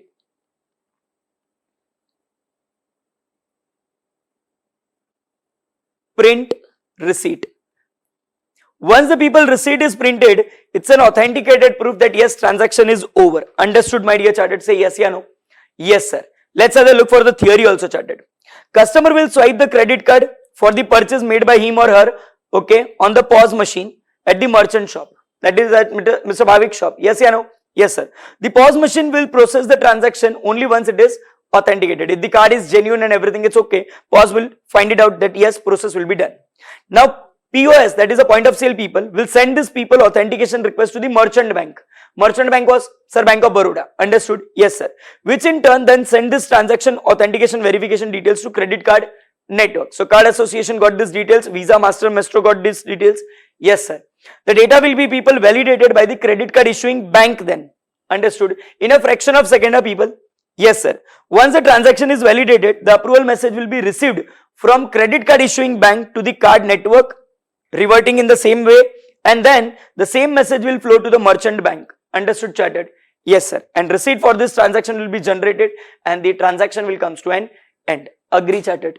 Yes, sir. The same way it's with debit card, same way with credit card. The only difference is that in case of debit card, your account balance will immediately affected, and in case of credit card, people, that will be charged in the next billing cycle. Understood, my dear chartered? Say yes, yeah, no. Yes, sir. Chartered, I will keep this question number 26 for you to study because it's indicate how the settlement will take place, and the settlement it's only with the same way how this people transaction approval was done. Only difference is that in settlement every bank will charge some amount of charges in order to provide this entire credit card facilities. Understood, people? Yes, sir. Now we are going to discuss the next important question, people, that is risk and control related to CASA facility. Chartered, try to understand risk and control related to CASA facility, related to chartered our credit card facility, and risk and control related to our loans and advances. All these people answers are same in the first 4 risk and 4 controls to be applied. So obviously 4 risks are common, so 4 controls will also remain common. So 4 points are common for all 3 answers. So it's a sir, 3 problem, 1 solution. Now, chartered, what are the risks involved in CASA facility, credit card, and the loans and advances? Let's see quickly, chartered, so that without wasting time, we would be able to revise it. Number one, sir, credit line setup is unauthorized and not in a line with the bank policy. That means whatever the facilities we are giving to our customer, maybe under the people current account we are giving overdraft facility, under credit card system people we are giving the credit card approval, okay, under loans and advances we are giving advances to them, but that everything is given without having any proper authorized policy people, then that's a really difficult people, because that will amount to tremendous losses. So banks should have the proper credit committee people who will keep on checking the financial ratios, net worth and everything people, and will see that whether this credit amount remains within the limit or not. So number one, credit line setup is unauthorized and not in a line with the bank policy. Let this credit committee should check the financial obligation ratio and everything and determine the best people credit line system. Number two, people, credit line setup in CBS is unauthorized and not in a line with the bank policy. Even people at the central location, we do not have the proper credit line setup system. Sir, access rights must be designed very carefully. One authorized person must be given with the purely job of doing what? Setting the credit line, so that the entire banking operation runs in a very smooth manner and without any serious risk. Okay, chartered. So number one, credit line setup is unauthorized and not in a line with the bank policy at the branch level. Number two, sir, credit line setup in CBS is unauthorized and not in a line with the bank policy, that is at the central level. Number three, chartered, you know, customer master defined in CBS is not in accordance with the pre-disbursement certificate. Now what do you mean by chartered pre-disbursement certificate? Sir, pre-disbursement certificate means all those documents, sir, by which we are asking or we are telling to the customer that yes, this much loan we are ready to offer to you. So this people pre-disbursement certificate is a basic permission by the bank to the customer that anytime if you come with this document, we are ready to give you this much loan which is stated over here. But you need to come within 3 months, that is for sure. Okay, chartered, the validity of that document is 3 months. Okay, now people, customer master is different and the loan amount letter is completely different. Loan amount is showing that the Jigar Joshi is eligible to get 2 crore rupees loan, and customer master was created with only people limit of 2 lakhs. So whatever the customer master is created, it is not matching with the people our pre-disbursement certificate. That's the biggest risk. Understood, chartered? Yes, sir. So over here, the best thing is that, sir, access rights authorized to the customer master should be restricted only and only to the authorized person. Only one person should determine and create both the document, so that misstatement will not be there. Fourth one, chartered, inaccurate interest or charges being calculated in CBS. When this inaccurate calculation is done, sir, when the manual intervention is done. But instead of it, people, if we are calculating automatically, then risk will be automatically minimized. So 4 points are there, people. These 4 risks are common for CASA also, for credit card also, and for loans and advances also. Once again, I am repeating this 4 point. Credit line setup is unauthorized and not in a line with the bank policy. Credit line setup in CBS is unauthorized and not in a line with the bank policy. Customer master defined in CBS is not in accordance with the pre-disbursement certificate. Inaccurate interest or charges being calculated in CBS. Understood, chartered? Yes, sir. Sir, please show us the credit card also. Yes, started. Here is the credit card question of number 27, people. Credit line setup is unauthorized and not in a line with the bank policy. Credit line setup in CBS is unauthorized and not in a line with the bank policy. Customer master defined in CBS is not in accordance with the pre-disbursement certificate. Obviously, people, inaccurate interest or charges being calculated in the system. Understood? OMG, sir. Similar. Started. Not only this, but if we move towards the question number, I think so 35. Yes, 35. Loans and advances related risk and control. Credit line setup is unauthorized, not in a line with the bank policy. Credit line setup in CBS is unauthorized and not in a line with the bank policy. Customer master defined in CBS is not in accordance with the pre-disbursement certificate. Inaccurate interest or charges being calculated in loan disbursement system. You can write it down in CBS, because at the end CBS performs all the functions.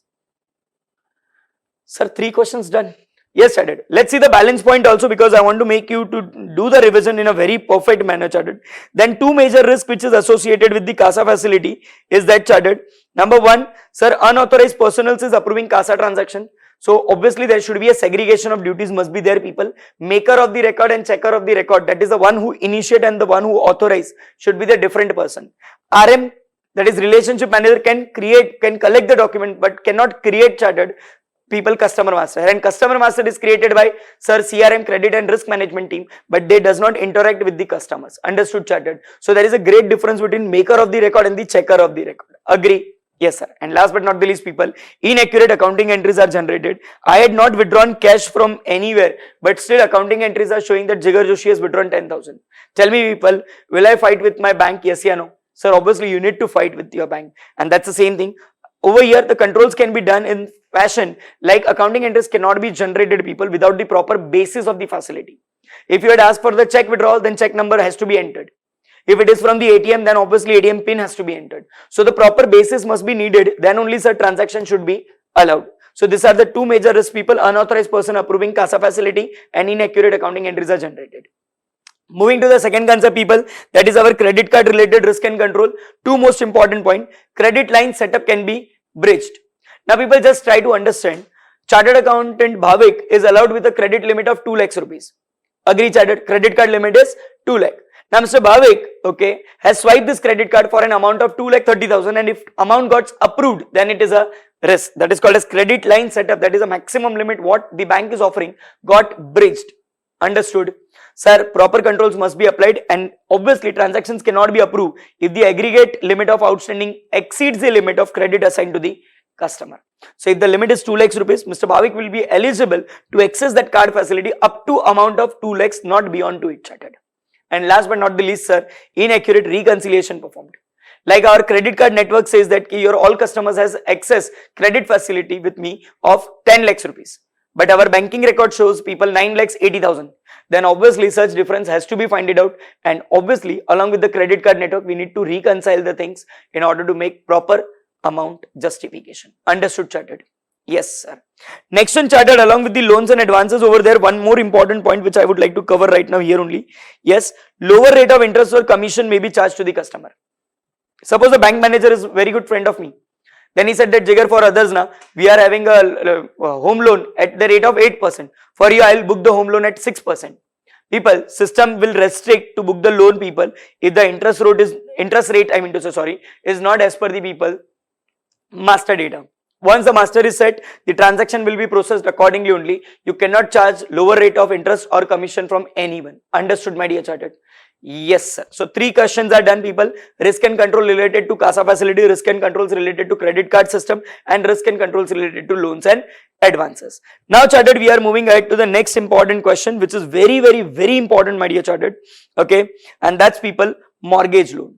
You know, people, what is a mortgage? Sir, mortgage is nothing but it is a mortgage loan is a secured loan which is given by keeping the collateral of borrower's property. So borrower has to keep his property rights with us. Okay, so in case of the borrower defaults, sir, bank has a first right to sell that property and to recover the money. That's called as, sir, purely mortgage.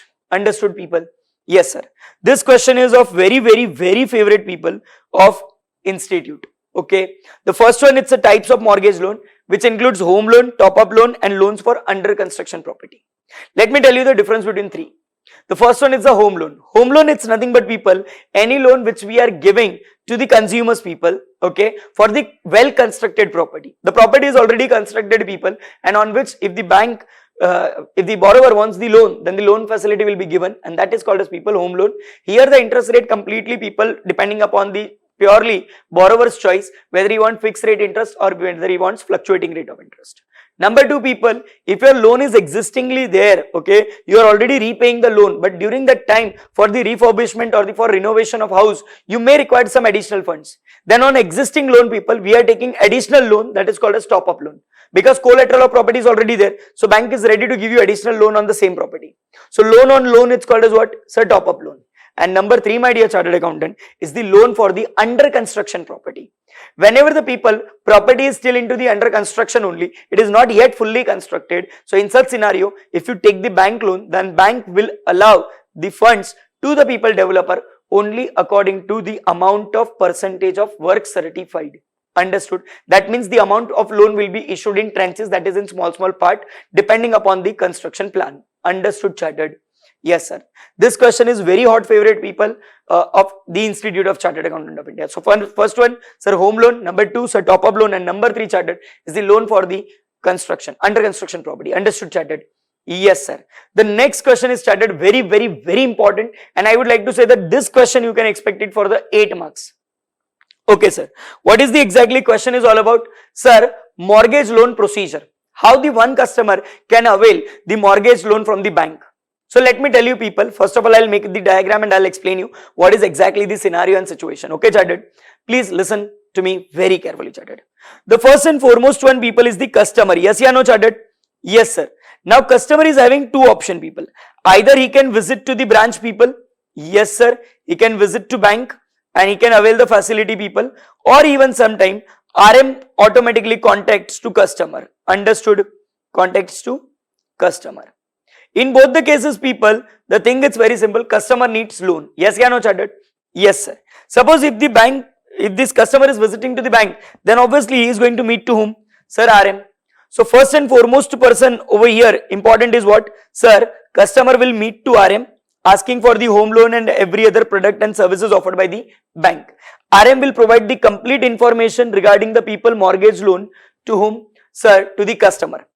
Once the potential customer is agree that yes, I want to take a mortgage loan, the customer will submit people loan application form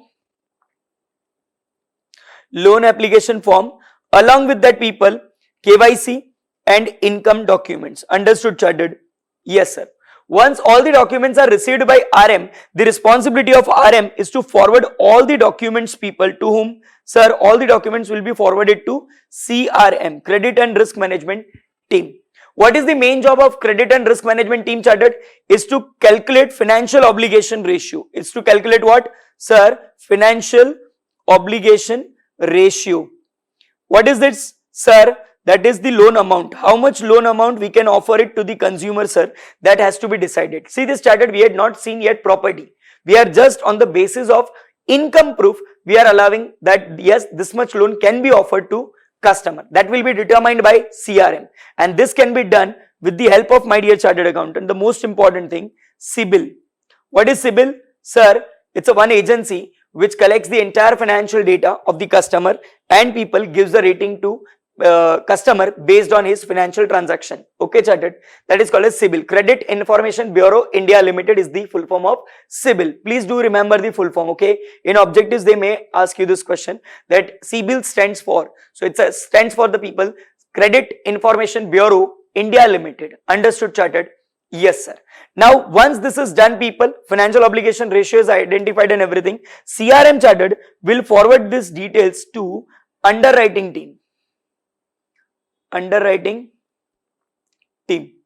Now underwriting team has started two most important things to do. Number one, to check whether this loan is approved within the guidelines or not.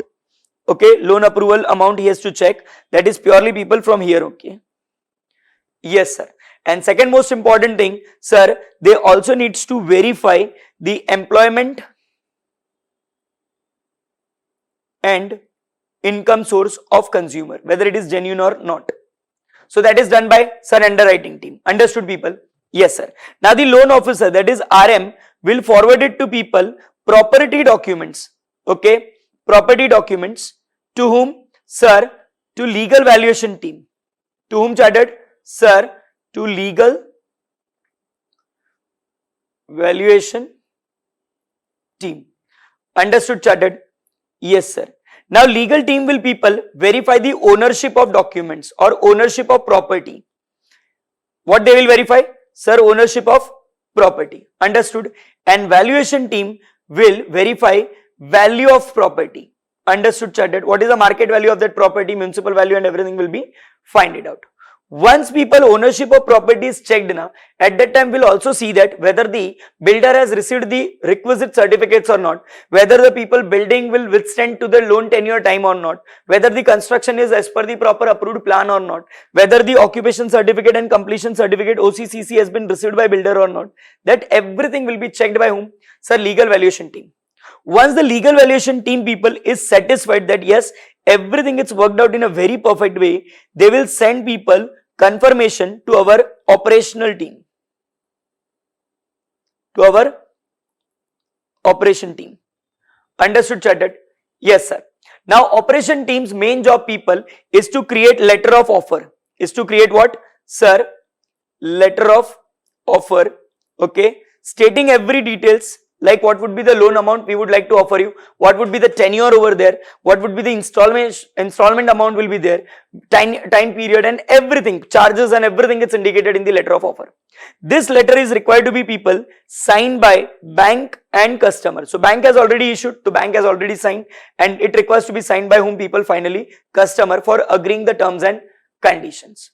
Once the potential customer is signing that people letter of offer, then along with the mandatory original papers, he has to submit it to whom? People, to obviously lender operation team, which will be now forwarded people First of all, it will get notarized also, and then chartered it will be forwarded to people, our actual disbursement team.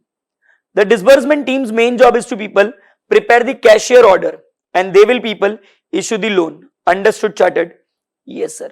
Once the loan is issued to the customer people, obviously now it's a responsibility of customer to regularly repay the amount. Understood, chartered? Yes, sir. Fully cleared? 100%. And that is what people, our mortgage loan is all about. The process is little bit complicated, but if you give your little bit attention, clearly chartered, then you will understand who is sharing which documents with whom.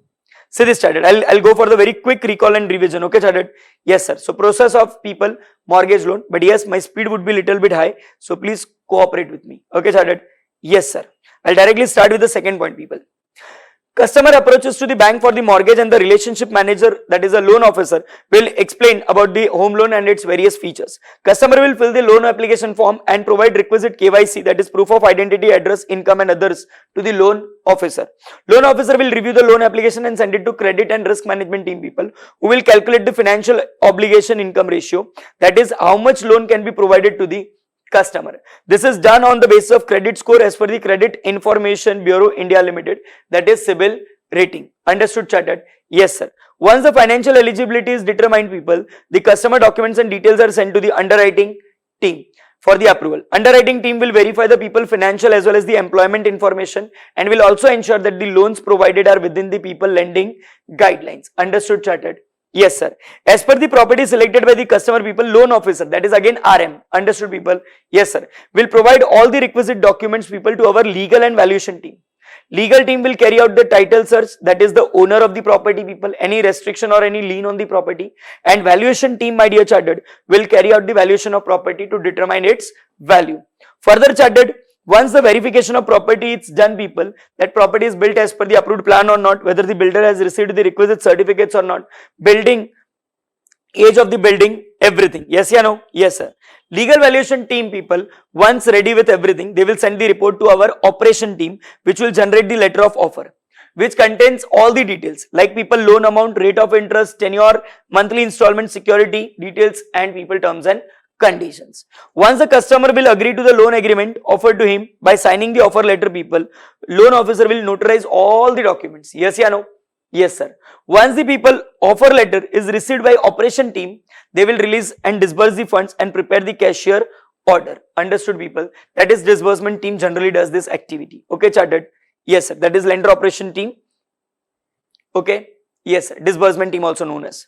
Now, cashier order is providing the customer in exchange of mandatory original documents, people.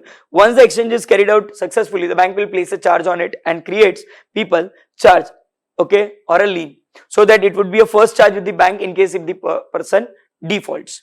Understood? Yes. Post disbursement, people, loan customer will carry out various loan servicing activities like repayment of loan and everything, people. He can make the part payment of loans in advance called as prepayment of loan, or he can completely pay the entire loan amount before its tenure, then it is called as foreclosure of loan. This all are the people facilities available under the mortgage loan process. I hope, my dear chartered accountant, this much is very much clear to you, my dear student. Yes, sir. Okay, chartered. Now, in the same line, people, I would request you to refer the risk and control of mortgage process because they are similar. You can easily understand, people. There is nothing called as a rocket science over here. The next question is, again, I would like to say very important question, people. That's a question number 31 called as, people, treasury process. Sir, what is the treasury process?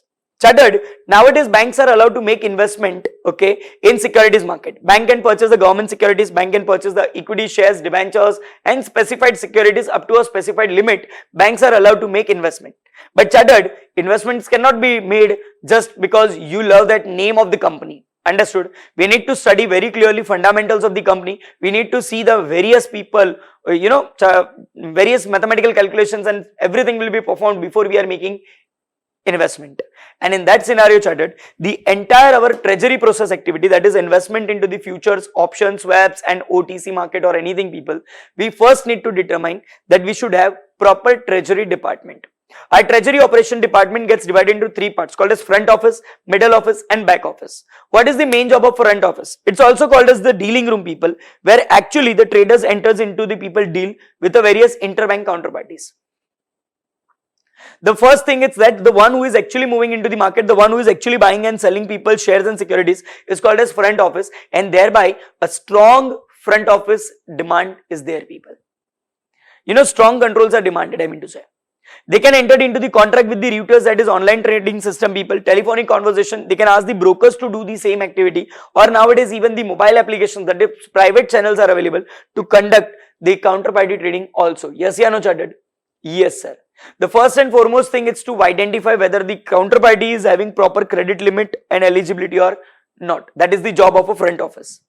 Then people, as I said, you want to make an investment? Yes, sir, I want to make an investment. But that investment, my dear chartered accountant, always remember, it should be within the limit. It should be people fulfilling all the criteria issued by the RBI. Otherwise, there will be a penalty and charges. You need to study market very carefully. You need to conduct various analysis, people. Before analyzing anything, if you entered into that market, people, then definitely chances of risk is increasing. So what is the main job of people? Middle office. Middle office main job is to conduct the analysis, people. It's also responsibility is to maintain chartered all the records, all the documentations, financial results and everything, people. See this. Middle office includes risk management, responsibility of treasury, accounting and documentation, that is keeping the records and maintaining the records, producing the financial results and budget forecast, etc. for the treasury business unit. Okay. Yes, sir. Risk management carries out the various types of risk identification, people. Example like the financial and market risk study, currency related risk has to be studied very carefully, people. Foreign exchange risk, regulatory compliance risk, everything is, people, purely analyzed by whom? Sir, middle office. And why they are doing? Sir, in order to enjoy risk minimization, or people, if we can't manage the risk, then we can transfer this risk called as risk hedging. For this purpose, risk analysis has to be done very carefully, and that activity is done by people middle office. Understood, chartered? Yes. Finally, my dear chartered accountant, we are having the back office. The main support of the back office is that people, they are directly in contact of the front office, that is called as FOBO, front office back office reconciliation. Whatever the people back office is suggesting, that is the same activities done by the front office. In between that, people, we are having middle office to analyze, okay, the activities which is performed by back office and front office. Understood, chartered? Yes, sir. Generally, people, back office signs the agreement which is called as ISDA, International Swap Dealers Association, in case of people foreign trade. Understood, my dear chartered? Yes, sir. So three offices are there: front office, middle office and back office. Front office, actual trading room. Middle office is conducting the analysis and recording transactions, people. And the back office, my dear chartered accountant, whose main job is to what? Support the front office as well as to sign the International Swap Dealers Association agreement in order to make it enforceable. Understood, chartered? Yes, sir. Chartered, here you can refer the risk and controlled also. That is first one, unauthorized security setup, that is no proper front office, middle office and back office is there. Everyone, it's one single person is handling everything, then it's a risk, people. Securities are not available, that's a second risk, people. Funds are not available, third risk, people. And incomplete and inaccurate data flow between the department, that's another level of risk. So people, these are the risks which is exist in what? Sir, treasury process. Am I very clear to all my dear charteds? Yes, sir. Okay, charteds. So my dear charteds, after this, people, the next important question that we really needs to learn is the people classification of credit facility. Generally, people, bank offers two types of credit facility. One, where actual cash, people, shifting it's there, outflow of cash is there, people, from the bank, and second, obviously not there. In that case, people, contingent entries will be made. So first is we are having fund-based credit, where there is a actual, people, involves outflow of funds from the people, bank to the customer, and that is called as what? Fund-based credit. When we are taking people overdraft facility, when we are taking home loan, education loan, or we are getting our bills of exchange discounted, people, in that case, we are having what? Sir, fund-based credit facility. On the other side, people, when the bank, we are asking the bank to issue us letter of credit or to take the guarantee on behalf of people, us, then in that case, definitely funds are not moving. But yes, contingent entries have to be made by the bank, and that is called as people non-fund-based credit. Now, very simple thing, people, you need to remember, in case of fund-based activity, people, bank earns interest as the income generally, and for the non-fund based people activities, bank charges commission. Understood, people? Yes, sir. The next question, people, is the process flow of credit facility. I would request you, people, the entire first section of this, people, that is creation of customer master, it's exactly similar to utmost like mortgage loan only. So we are not wasting the time over here, people. I would request you to please revise it. But yes, the second part I would like to take it into consideration. In case, people, if it is a fund based activity, then definitely funds will be disbursed in your account, corresponding assets will be recorded by the bank, interest will be people charged on a daily basis. Agree people? Yes sir. In case of people discounting of bills of exchange, sir, invoice will be discounted for the amount of number of credit days which you are asking for, and that much funds will be given. Asset will be recorded, that is a bills receivable will be recorded in our asset book people, and later on will demand from the actual customer. And finally sir, in case of non-fund based credit, only contingent entries will be made, because obviously we know very clearly that they may or may not due depending upon the future circumstances. Understood, chatted? Yes sir. Risk and risk related to this people we had already studied. Yes or no? Yes sir.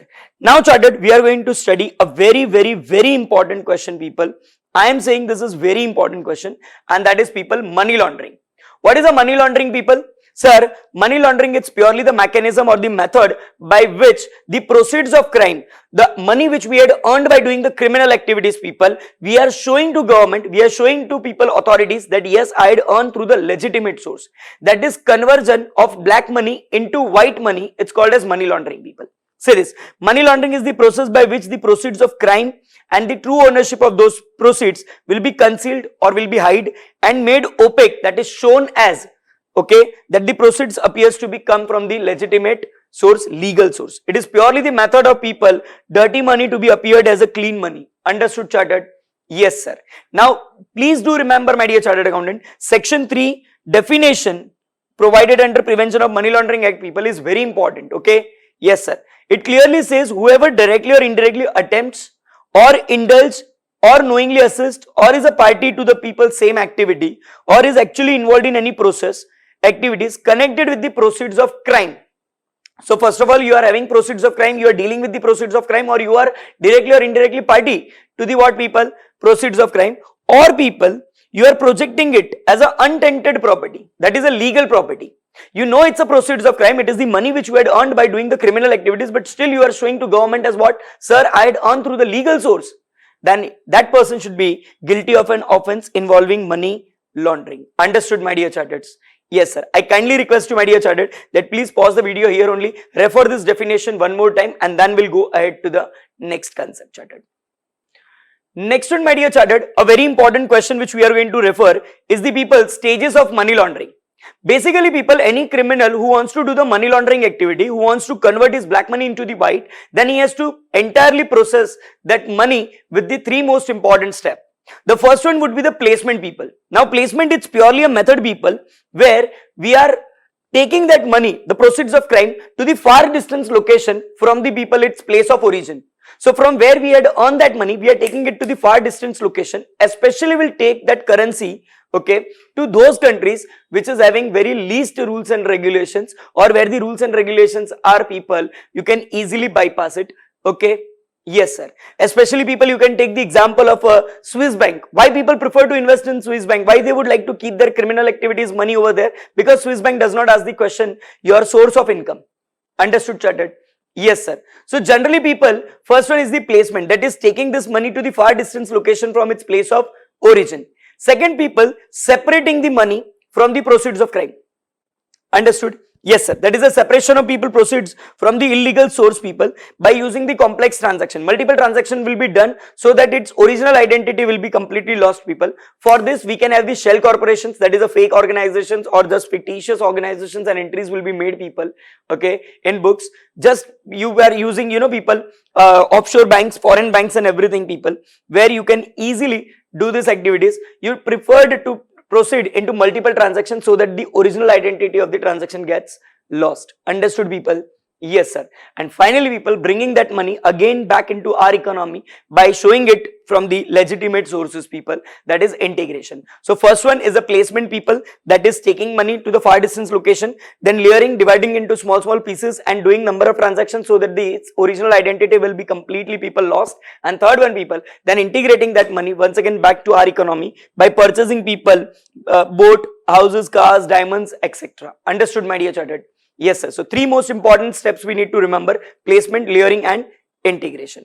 The next interesting concept people which I would like to discuss right now people is the Banking Regulation Act 1949. You know people, a small question can be asked on the Banking Regulation Act 1949, then it's very simple. Okay, all the banks in India people are regulated with the help of Banking Regulation Act 1949 except cooperative banks, but that was before people 1965. In 1965 the Banking Regulation Act was amended and we had added the sections 56 people that even cooperative state banks or the cooperative banks people will also now comes under the jurisdiction of people RBI. RBI can people definitely issue the license, can decide the board of directors composition and everything. Now to all banks, now people current date, all the banks are coming under the jurisdiction people of RBI only. This act, that is a Banking Regulation Act 1949 people, gives the power to the RBI to regulate the entire banking sector in India people, including people their capital, shareholding pattern, their board of directors, their appointments, recruitments and people obviously qualification, disqualification, audit related people things, everything for which the guidelines will be issued by the RBI time to time, and every commercial banks are supposed to people comply with these guidelines in a very perfect manner, otherwise people penalties are there. Understood, chartered? Yes sir, that much people you need to remember. That's one of the only important thing I think so. Other than this RBI question people, you had already studied in your 12th standard also people, functions of RBI and this. So I'm not people giving a lot of importance over here. But yes, I would like to give extreme importance to our question number 42 people from our JKSC textbook. That is people, obligation on the banking companies, financial institutions and intermediaries. Here we are going to refer the 4 important sections people. Section 12, Section 13, Section 63 and Section 70 of Money Laundering Act. You know people, Money Laundering Act is purely people act which helps us, okay, to maintain the proper legal records of all the transactions and everything, so that people, bank, financial institution or other intermediary does not get themselves indulged into money laundering activities. But people, for this people, we are having Prevention of Money Laundering Act and its provision people. Okay, charted. So the first provision we are going to refer, that is Section 12. Now Section 12 says that every reporting entity shall maintain the records. Now people, when it comes to reporting entity, it means there are the 3 reporting entities: bank, financial institution and intermediaries. Understood people? Yes sir. Section 12 says that every reporting entity to maintain records. Now Section 12 subsection 1 says that every reporting entity shall, means they have to compulsory. Okay. Clause A says that maintain the record of all the transaction, including the transaction which is specified in clause B. So clause A says that you should maintain all the transactions record, okay, including those transactions also which is specified in clause B. Okay, no issues. Done. Section 12 people, once again, reporting entity shall maintain record. Subsection 1, every reporting entity shall. Clause A, maintain the records of all the transactions, including the transactions specified in clause B. So very much people, you are having curiosity to know what is there in people clause B. So clause B says that people furnish to the director, okay, within the such time or as may be prescribed information that may be demanded regarding such transactions. So whatever the information is asked by the director, sir, who is the director over here? Just like people in case of Reserve Bank of India, RBI, we are having the highest authority as governor. Correct, my dear chartered? Yes, sir. Same way people, under the Prevention of Money Laundering Act, the highest position is known as a director. So here, if the director has asked me to submit any transaction related information or anything people, then definitely in the prescribed manner I have to submit to them whether that transaction may be attempted or may be people executed in nature. Check deposit but not cleared, attempted. Check deposited, got cleared, executed, kind of transactions. Understood people? Yes sir. So Section 12, once again people, refining reporting entity to maintain the records. Obviously people, subsection 1, every reporting entity shall. Clause A, maintain the record of all the transactions including the transactions specified in clause B. Clause B people, furnish to the director within the prescribed time limit as may be informed people, okay, of all the transactions that may be of executed or attempted in nature. Clause C and clause D, it's people now omitted. Okay. Clause E people, clause E says that maintain the record of client's identity. Okay, that means they are asking about the KYC details. Also that not only enough people, but even the beneficial owner, that means the details of nominee. So maintain the details of client KYC plus nominee details people, and plus people, the very important one, business correspondence relating to client and reporting entity. That record has to be maintained. For how many years or for what, they had not specified in this section people. For that we have to refer further subsection, we will get the details. But here you need to remember Section 12, reporting entity to maintain records. Subsection 1, every reporting entity shall, clause A, maintain the records of all the transactions including the transactions specified in clause B, people. Clause B, furnish to the director all the information asked by the director in the prescribed form within the prescribed time limit for all those transactions which may be executed or attempted in nature as the case may be. Clause C, clause D, sir, omitted. Clause E, sir, obviously we need to maintain the record of the client's identity plus details of the nominee and all the business correspondence taken place or take place, people, between the client and reporting entity. Understood? Yes, sir. Now section 12 subsection 2 says very clearly that whatever data we had collected in earlier subsection, that is under section 12 subsection 1, shall be kept confidential. Understood, people? Yes, sir. Agree. Now section 12 subsection 3 says very clearly that whatever data we had collected under section 12 subsection 1 clause A, okay, yes, that is people transaction record, yes or no?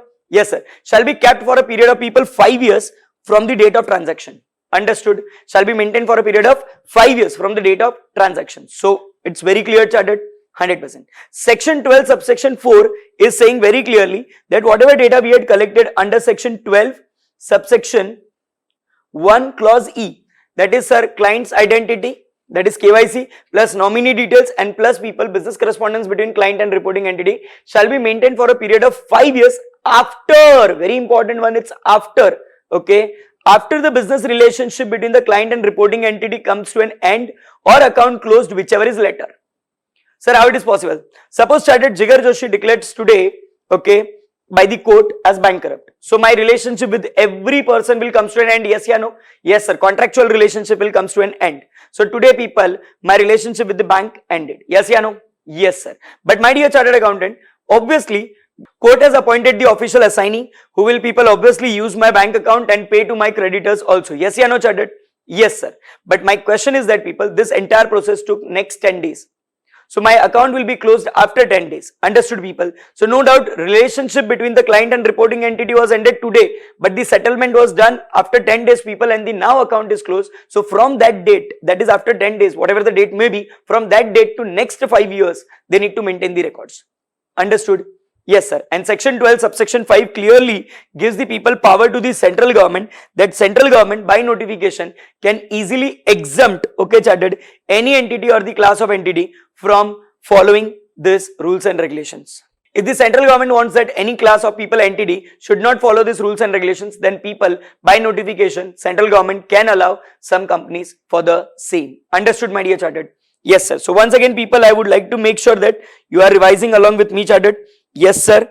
Section 12 chartered. So once again, chartered, revising the section 12 reporting entity to maintain the record. Subsection 1, sir, every reporting entity shall, clause A, maintain the records of all the transactions including the transactions specified in clause B. Clause B, people, deciding very clearly and defining very clearly, furnish to the director all the information asked by the director, people, on a timely basis, okay, of all the transactions which may be attempted or executed in nature. Clause C, clause D, deleted, people, that is omitted.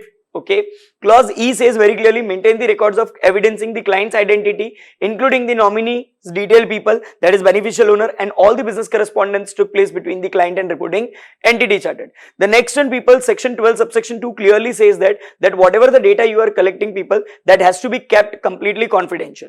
Section 12 subsection 3 says that whatever data you had collected under section 12 subsection 1 clause A shall be maintained for a period of 5 years from the date of transaction.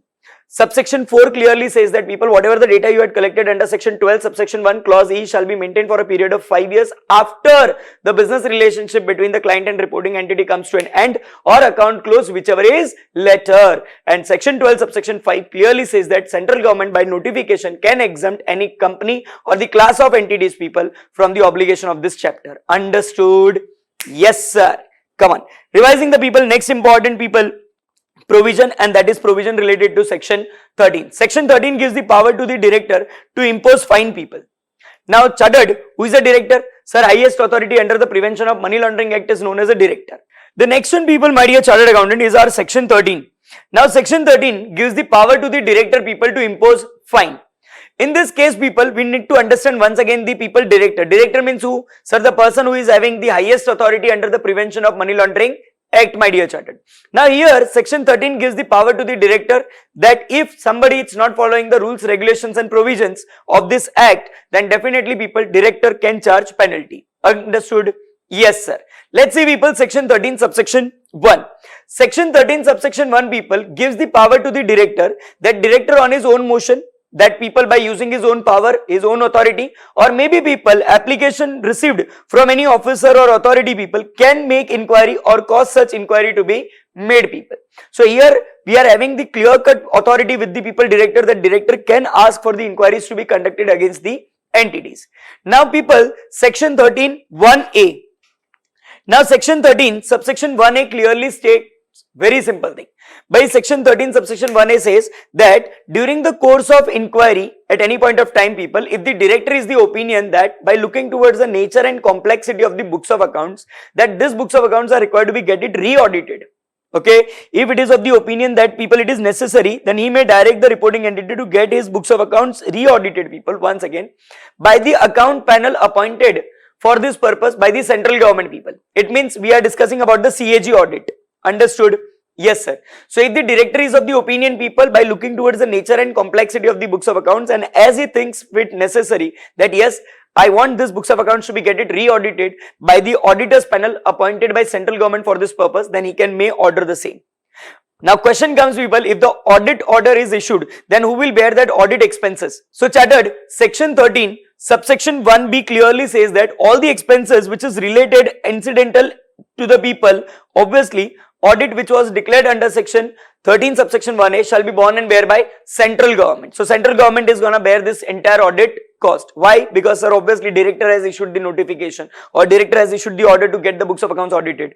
They had already kept their audited books of accounts. So they want re-audited, director wants re-audited. So they let the central government should bear the expenses. Understood, chatted?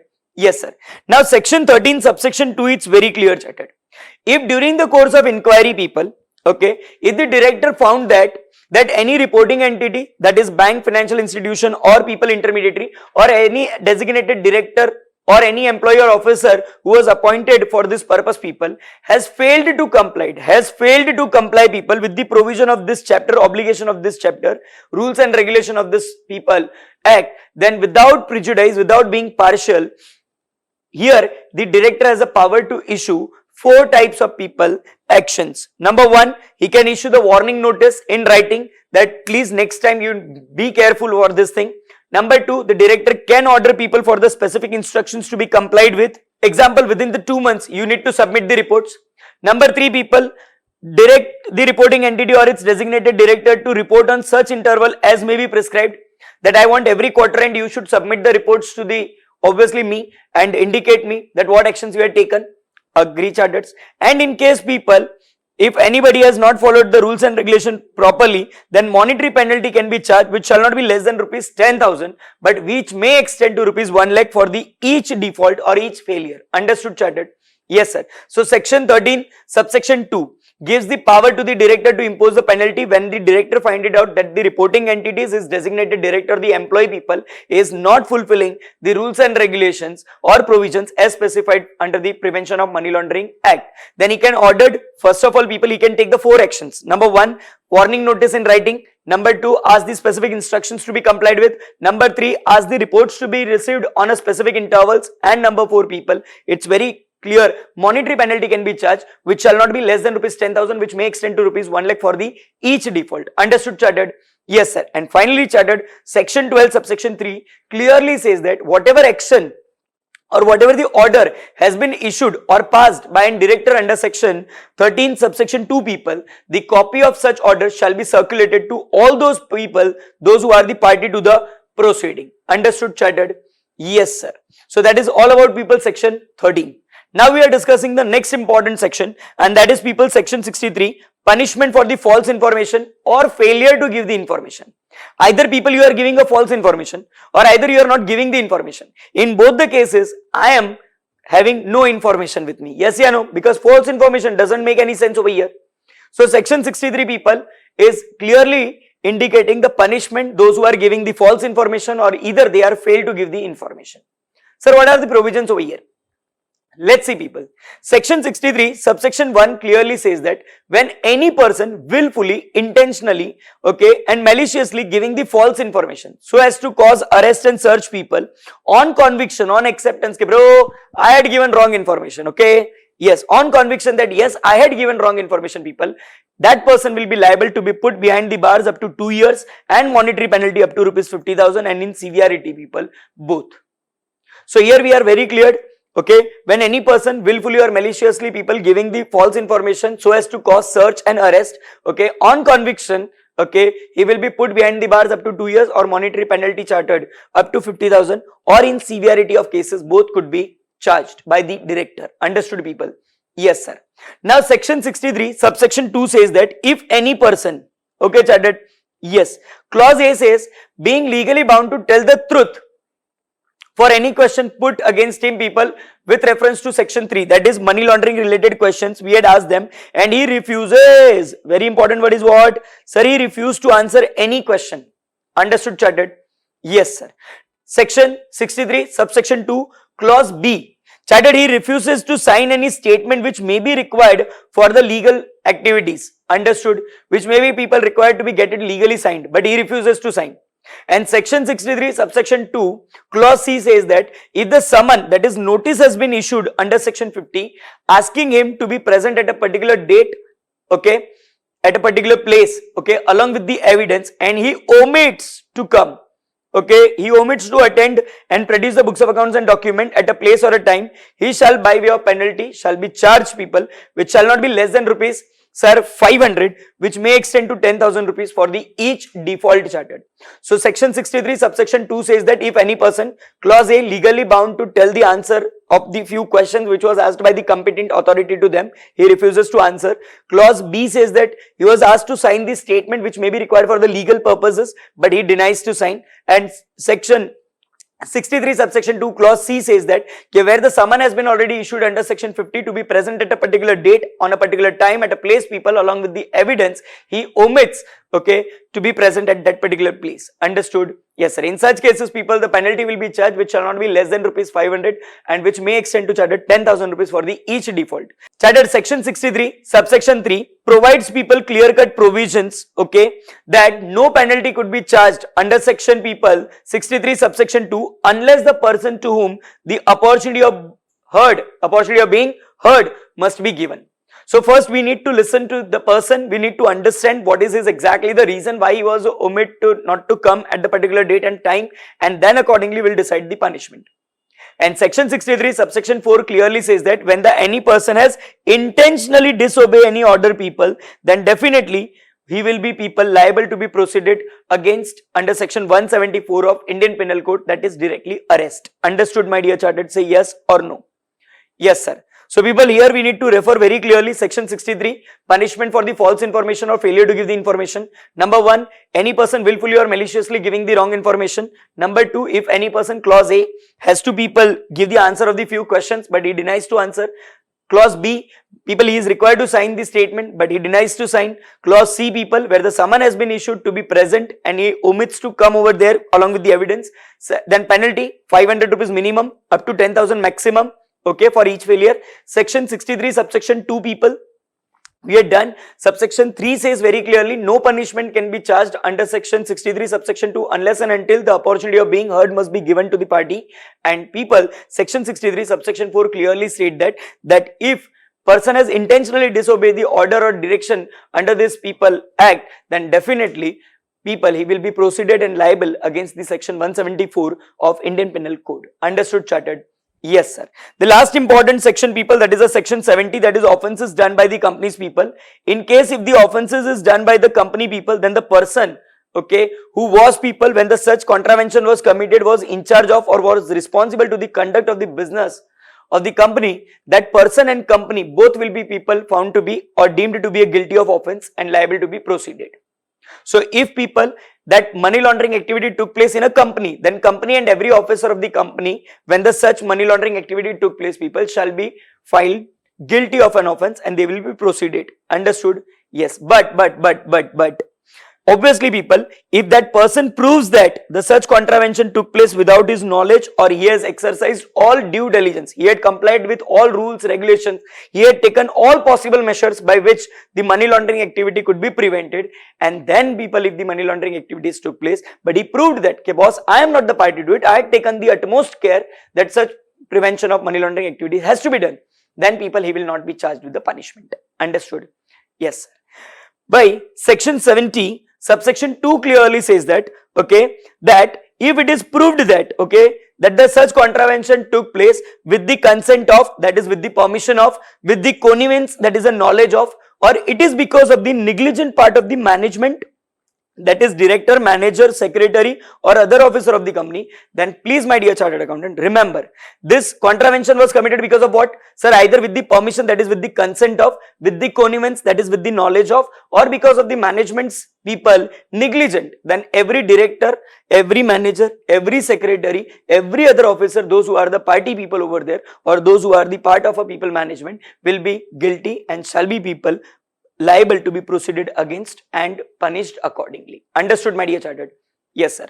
So here people, my dear chartered accountant, we had successfully completed the revision of chapter number 5. I would like to say that now we are going to see people RTBs, but please do revision of this chapter very perfectly. Agree, chartered? Yes, sir. So my dear chartered accountant, now we are going to see the people revision test paper, that is RTPs. Okay, let's say the people beginning with our journey from the May 18 onwards. Let's see people what question they had asked in the May 18. Sir, the first question, okay, in core banking system people, okay, just a minute. Yes, in core banking system, discuss the risk and their controls around the CASA facility. Tell me, chartered, do you remember? Yes, sir, CASA facility, credit card facility, as well as chartered which one? Sir, loans and advances. We're having the same answer. Credit line setup is unauthorized and not in a line with the bank policy. Credit line setup in CBS is unauthorized and not in a line with the bank policy. Customer master defined in CBS is not in accordance with the pre-disbursement certificate. Inaccurate interest or charges being calculated in CBS. Unauthorized personals approving CASA facility people. Do you remember this thing? Yes, sir. And unauthorized accounting entries being generated. 6 controls you need to remember. You need to answer risk and control. Agree, chartered? Yes, sir. Second, people define money laundering. Sir, money laundering is purely the process by which the proceeds of crime, that is a dirty money, it's shown to the people government as what? Sir, it is appeared to be coming from the legitimate source. You need to remember people here the definition which was given under section 3 people. Okay. Yes, sir. Sir, already explained. Next chartered, November 18 RTB. Okay. RTB of November 18. Let's see what question they had asked. Sir, very interesting one. Analyze the new set of IT risk and challenges associated with the business people. So IT related risk. Sir, ownership of data. Point number 1. Yes, chartered. Authentication. Yes, sir. Authorization. Yes, sir. Several software interface across the diverse network. Remember, chartered. Yes, sir. Access control needs to be there. Yes, sir. So multiple risks are there people which is related to IT. We need to consider people. Agree, chartered? Yes, sir. Next one. Sir, explain the internal controls in bank. Chartered, what are the internal controls have? Sir, human related controls. Correct, chartered? Yes, sir. So number 1, sir, work of a one staff member must be invariably supervised by the another staff member. There should be a people job rotation must be there. Third one, chartered, if you do remember, then it is a financial and administrative power of each official must be communicated with other peoples. Fourth one, if you do remember, my dear chartered accountant, that is, sir, all the fraud prone items must be kept into custody of at least 2 officials. Sir, all books are required to be periodically balanced and details of lost security forms must be informed to the senior official so that the corrective actions can be taken. Dan. Understood? Yes, sir. Moving to the next RTB people, that is of May 19 people. Let's see what question they had asked in the May 19 chartered. Okay. Oh, there is a single question. Discuss the risk and their corresponding people controls associated with the treasury process. Sir, right now only we had studied. Okay. There is a no proper management of front office, back office and middle office. Yes, sir. Second, insufficient securities. Yes, sir. Improper people reconciliation procedure. Yes, sir. And insufficient funds available for settlement. Agree, chartered? Yes, sir. Next question, chartered. November 19 chartered. Let's see what question was asked in the November 19. Yeah, it's here, chartered. Very interesting question. The deployment and implementation of core banking system should be controlled at the various stages to ensure that the bank automation objectives are achieved. Analyzed. People, here very simple thing, they are asking us the procedure of people CBDS implementation. Sir, number 1 it's planning, number 2 sir selection, number 3 planning, then approval from the board of directors, then there is a selection chartered. Number 4, people design and develop or procure from the market, then required testing of the software, then sir finally implementation, maintenance, updations and audit will be the part of it. Understood, chartered? Yes, sir. Next one people, what is the differentiation between the people IBCS, Internet Banking Channel Server and Internet Banking Application Server?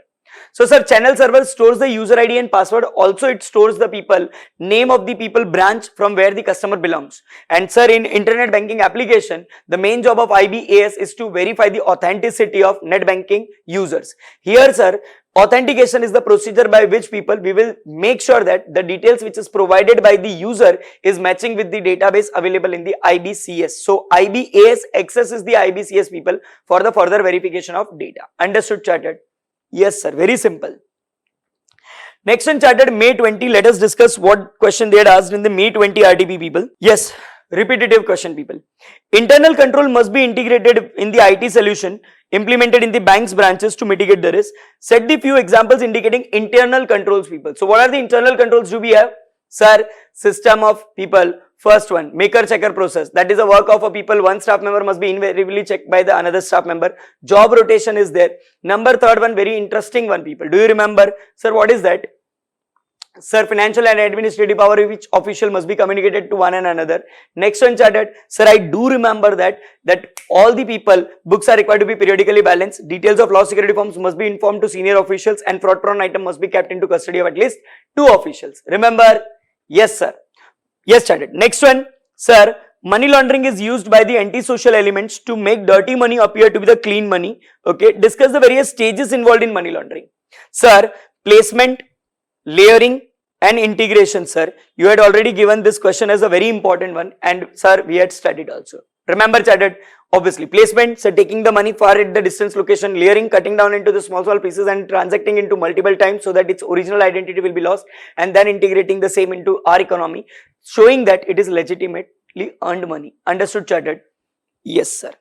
Next one is people, November 20 RTP, okay? In case of November 20 people, RTP question, let's see. Yes.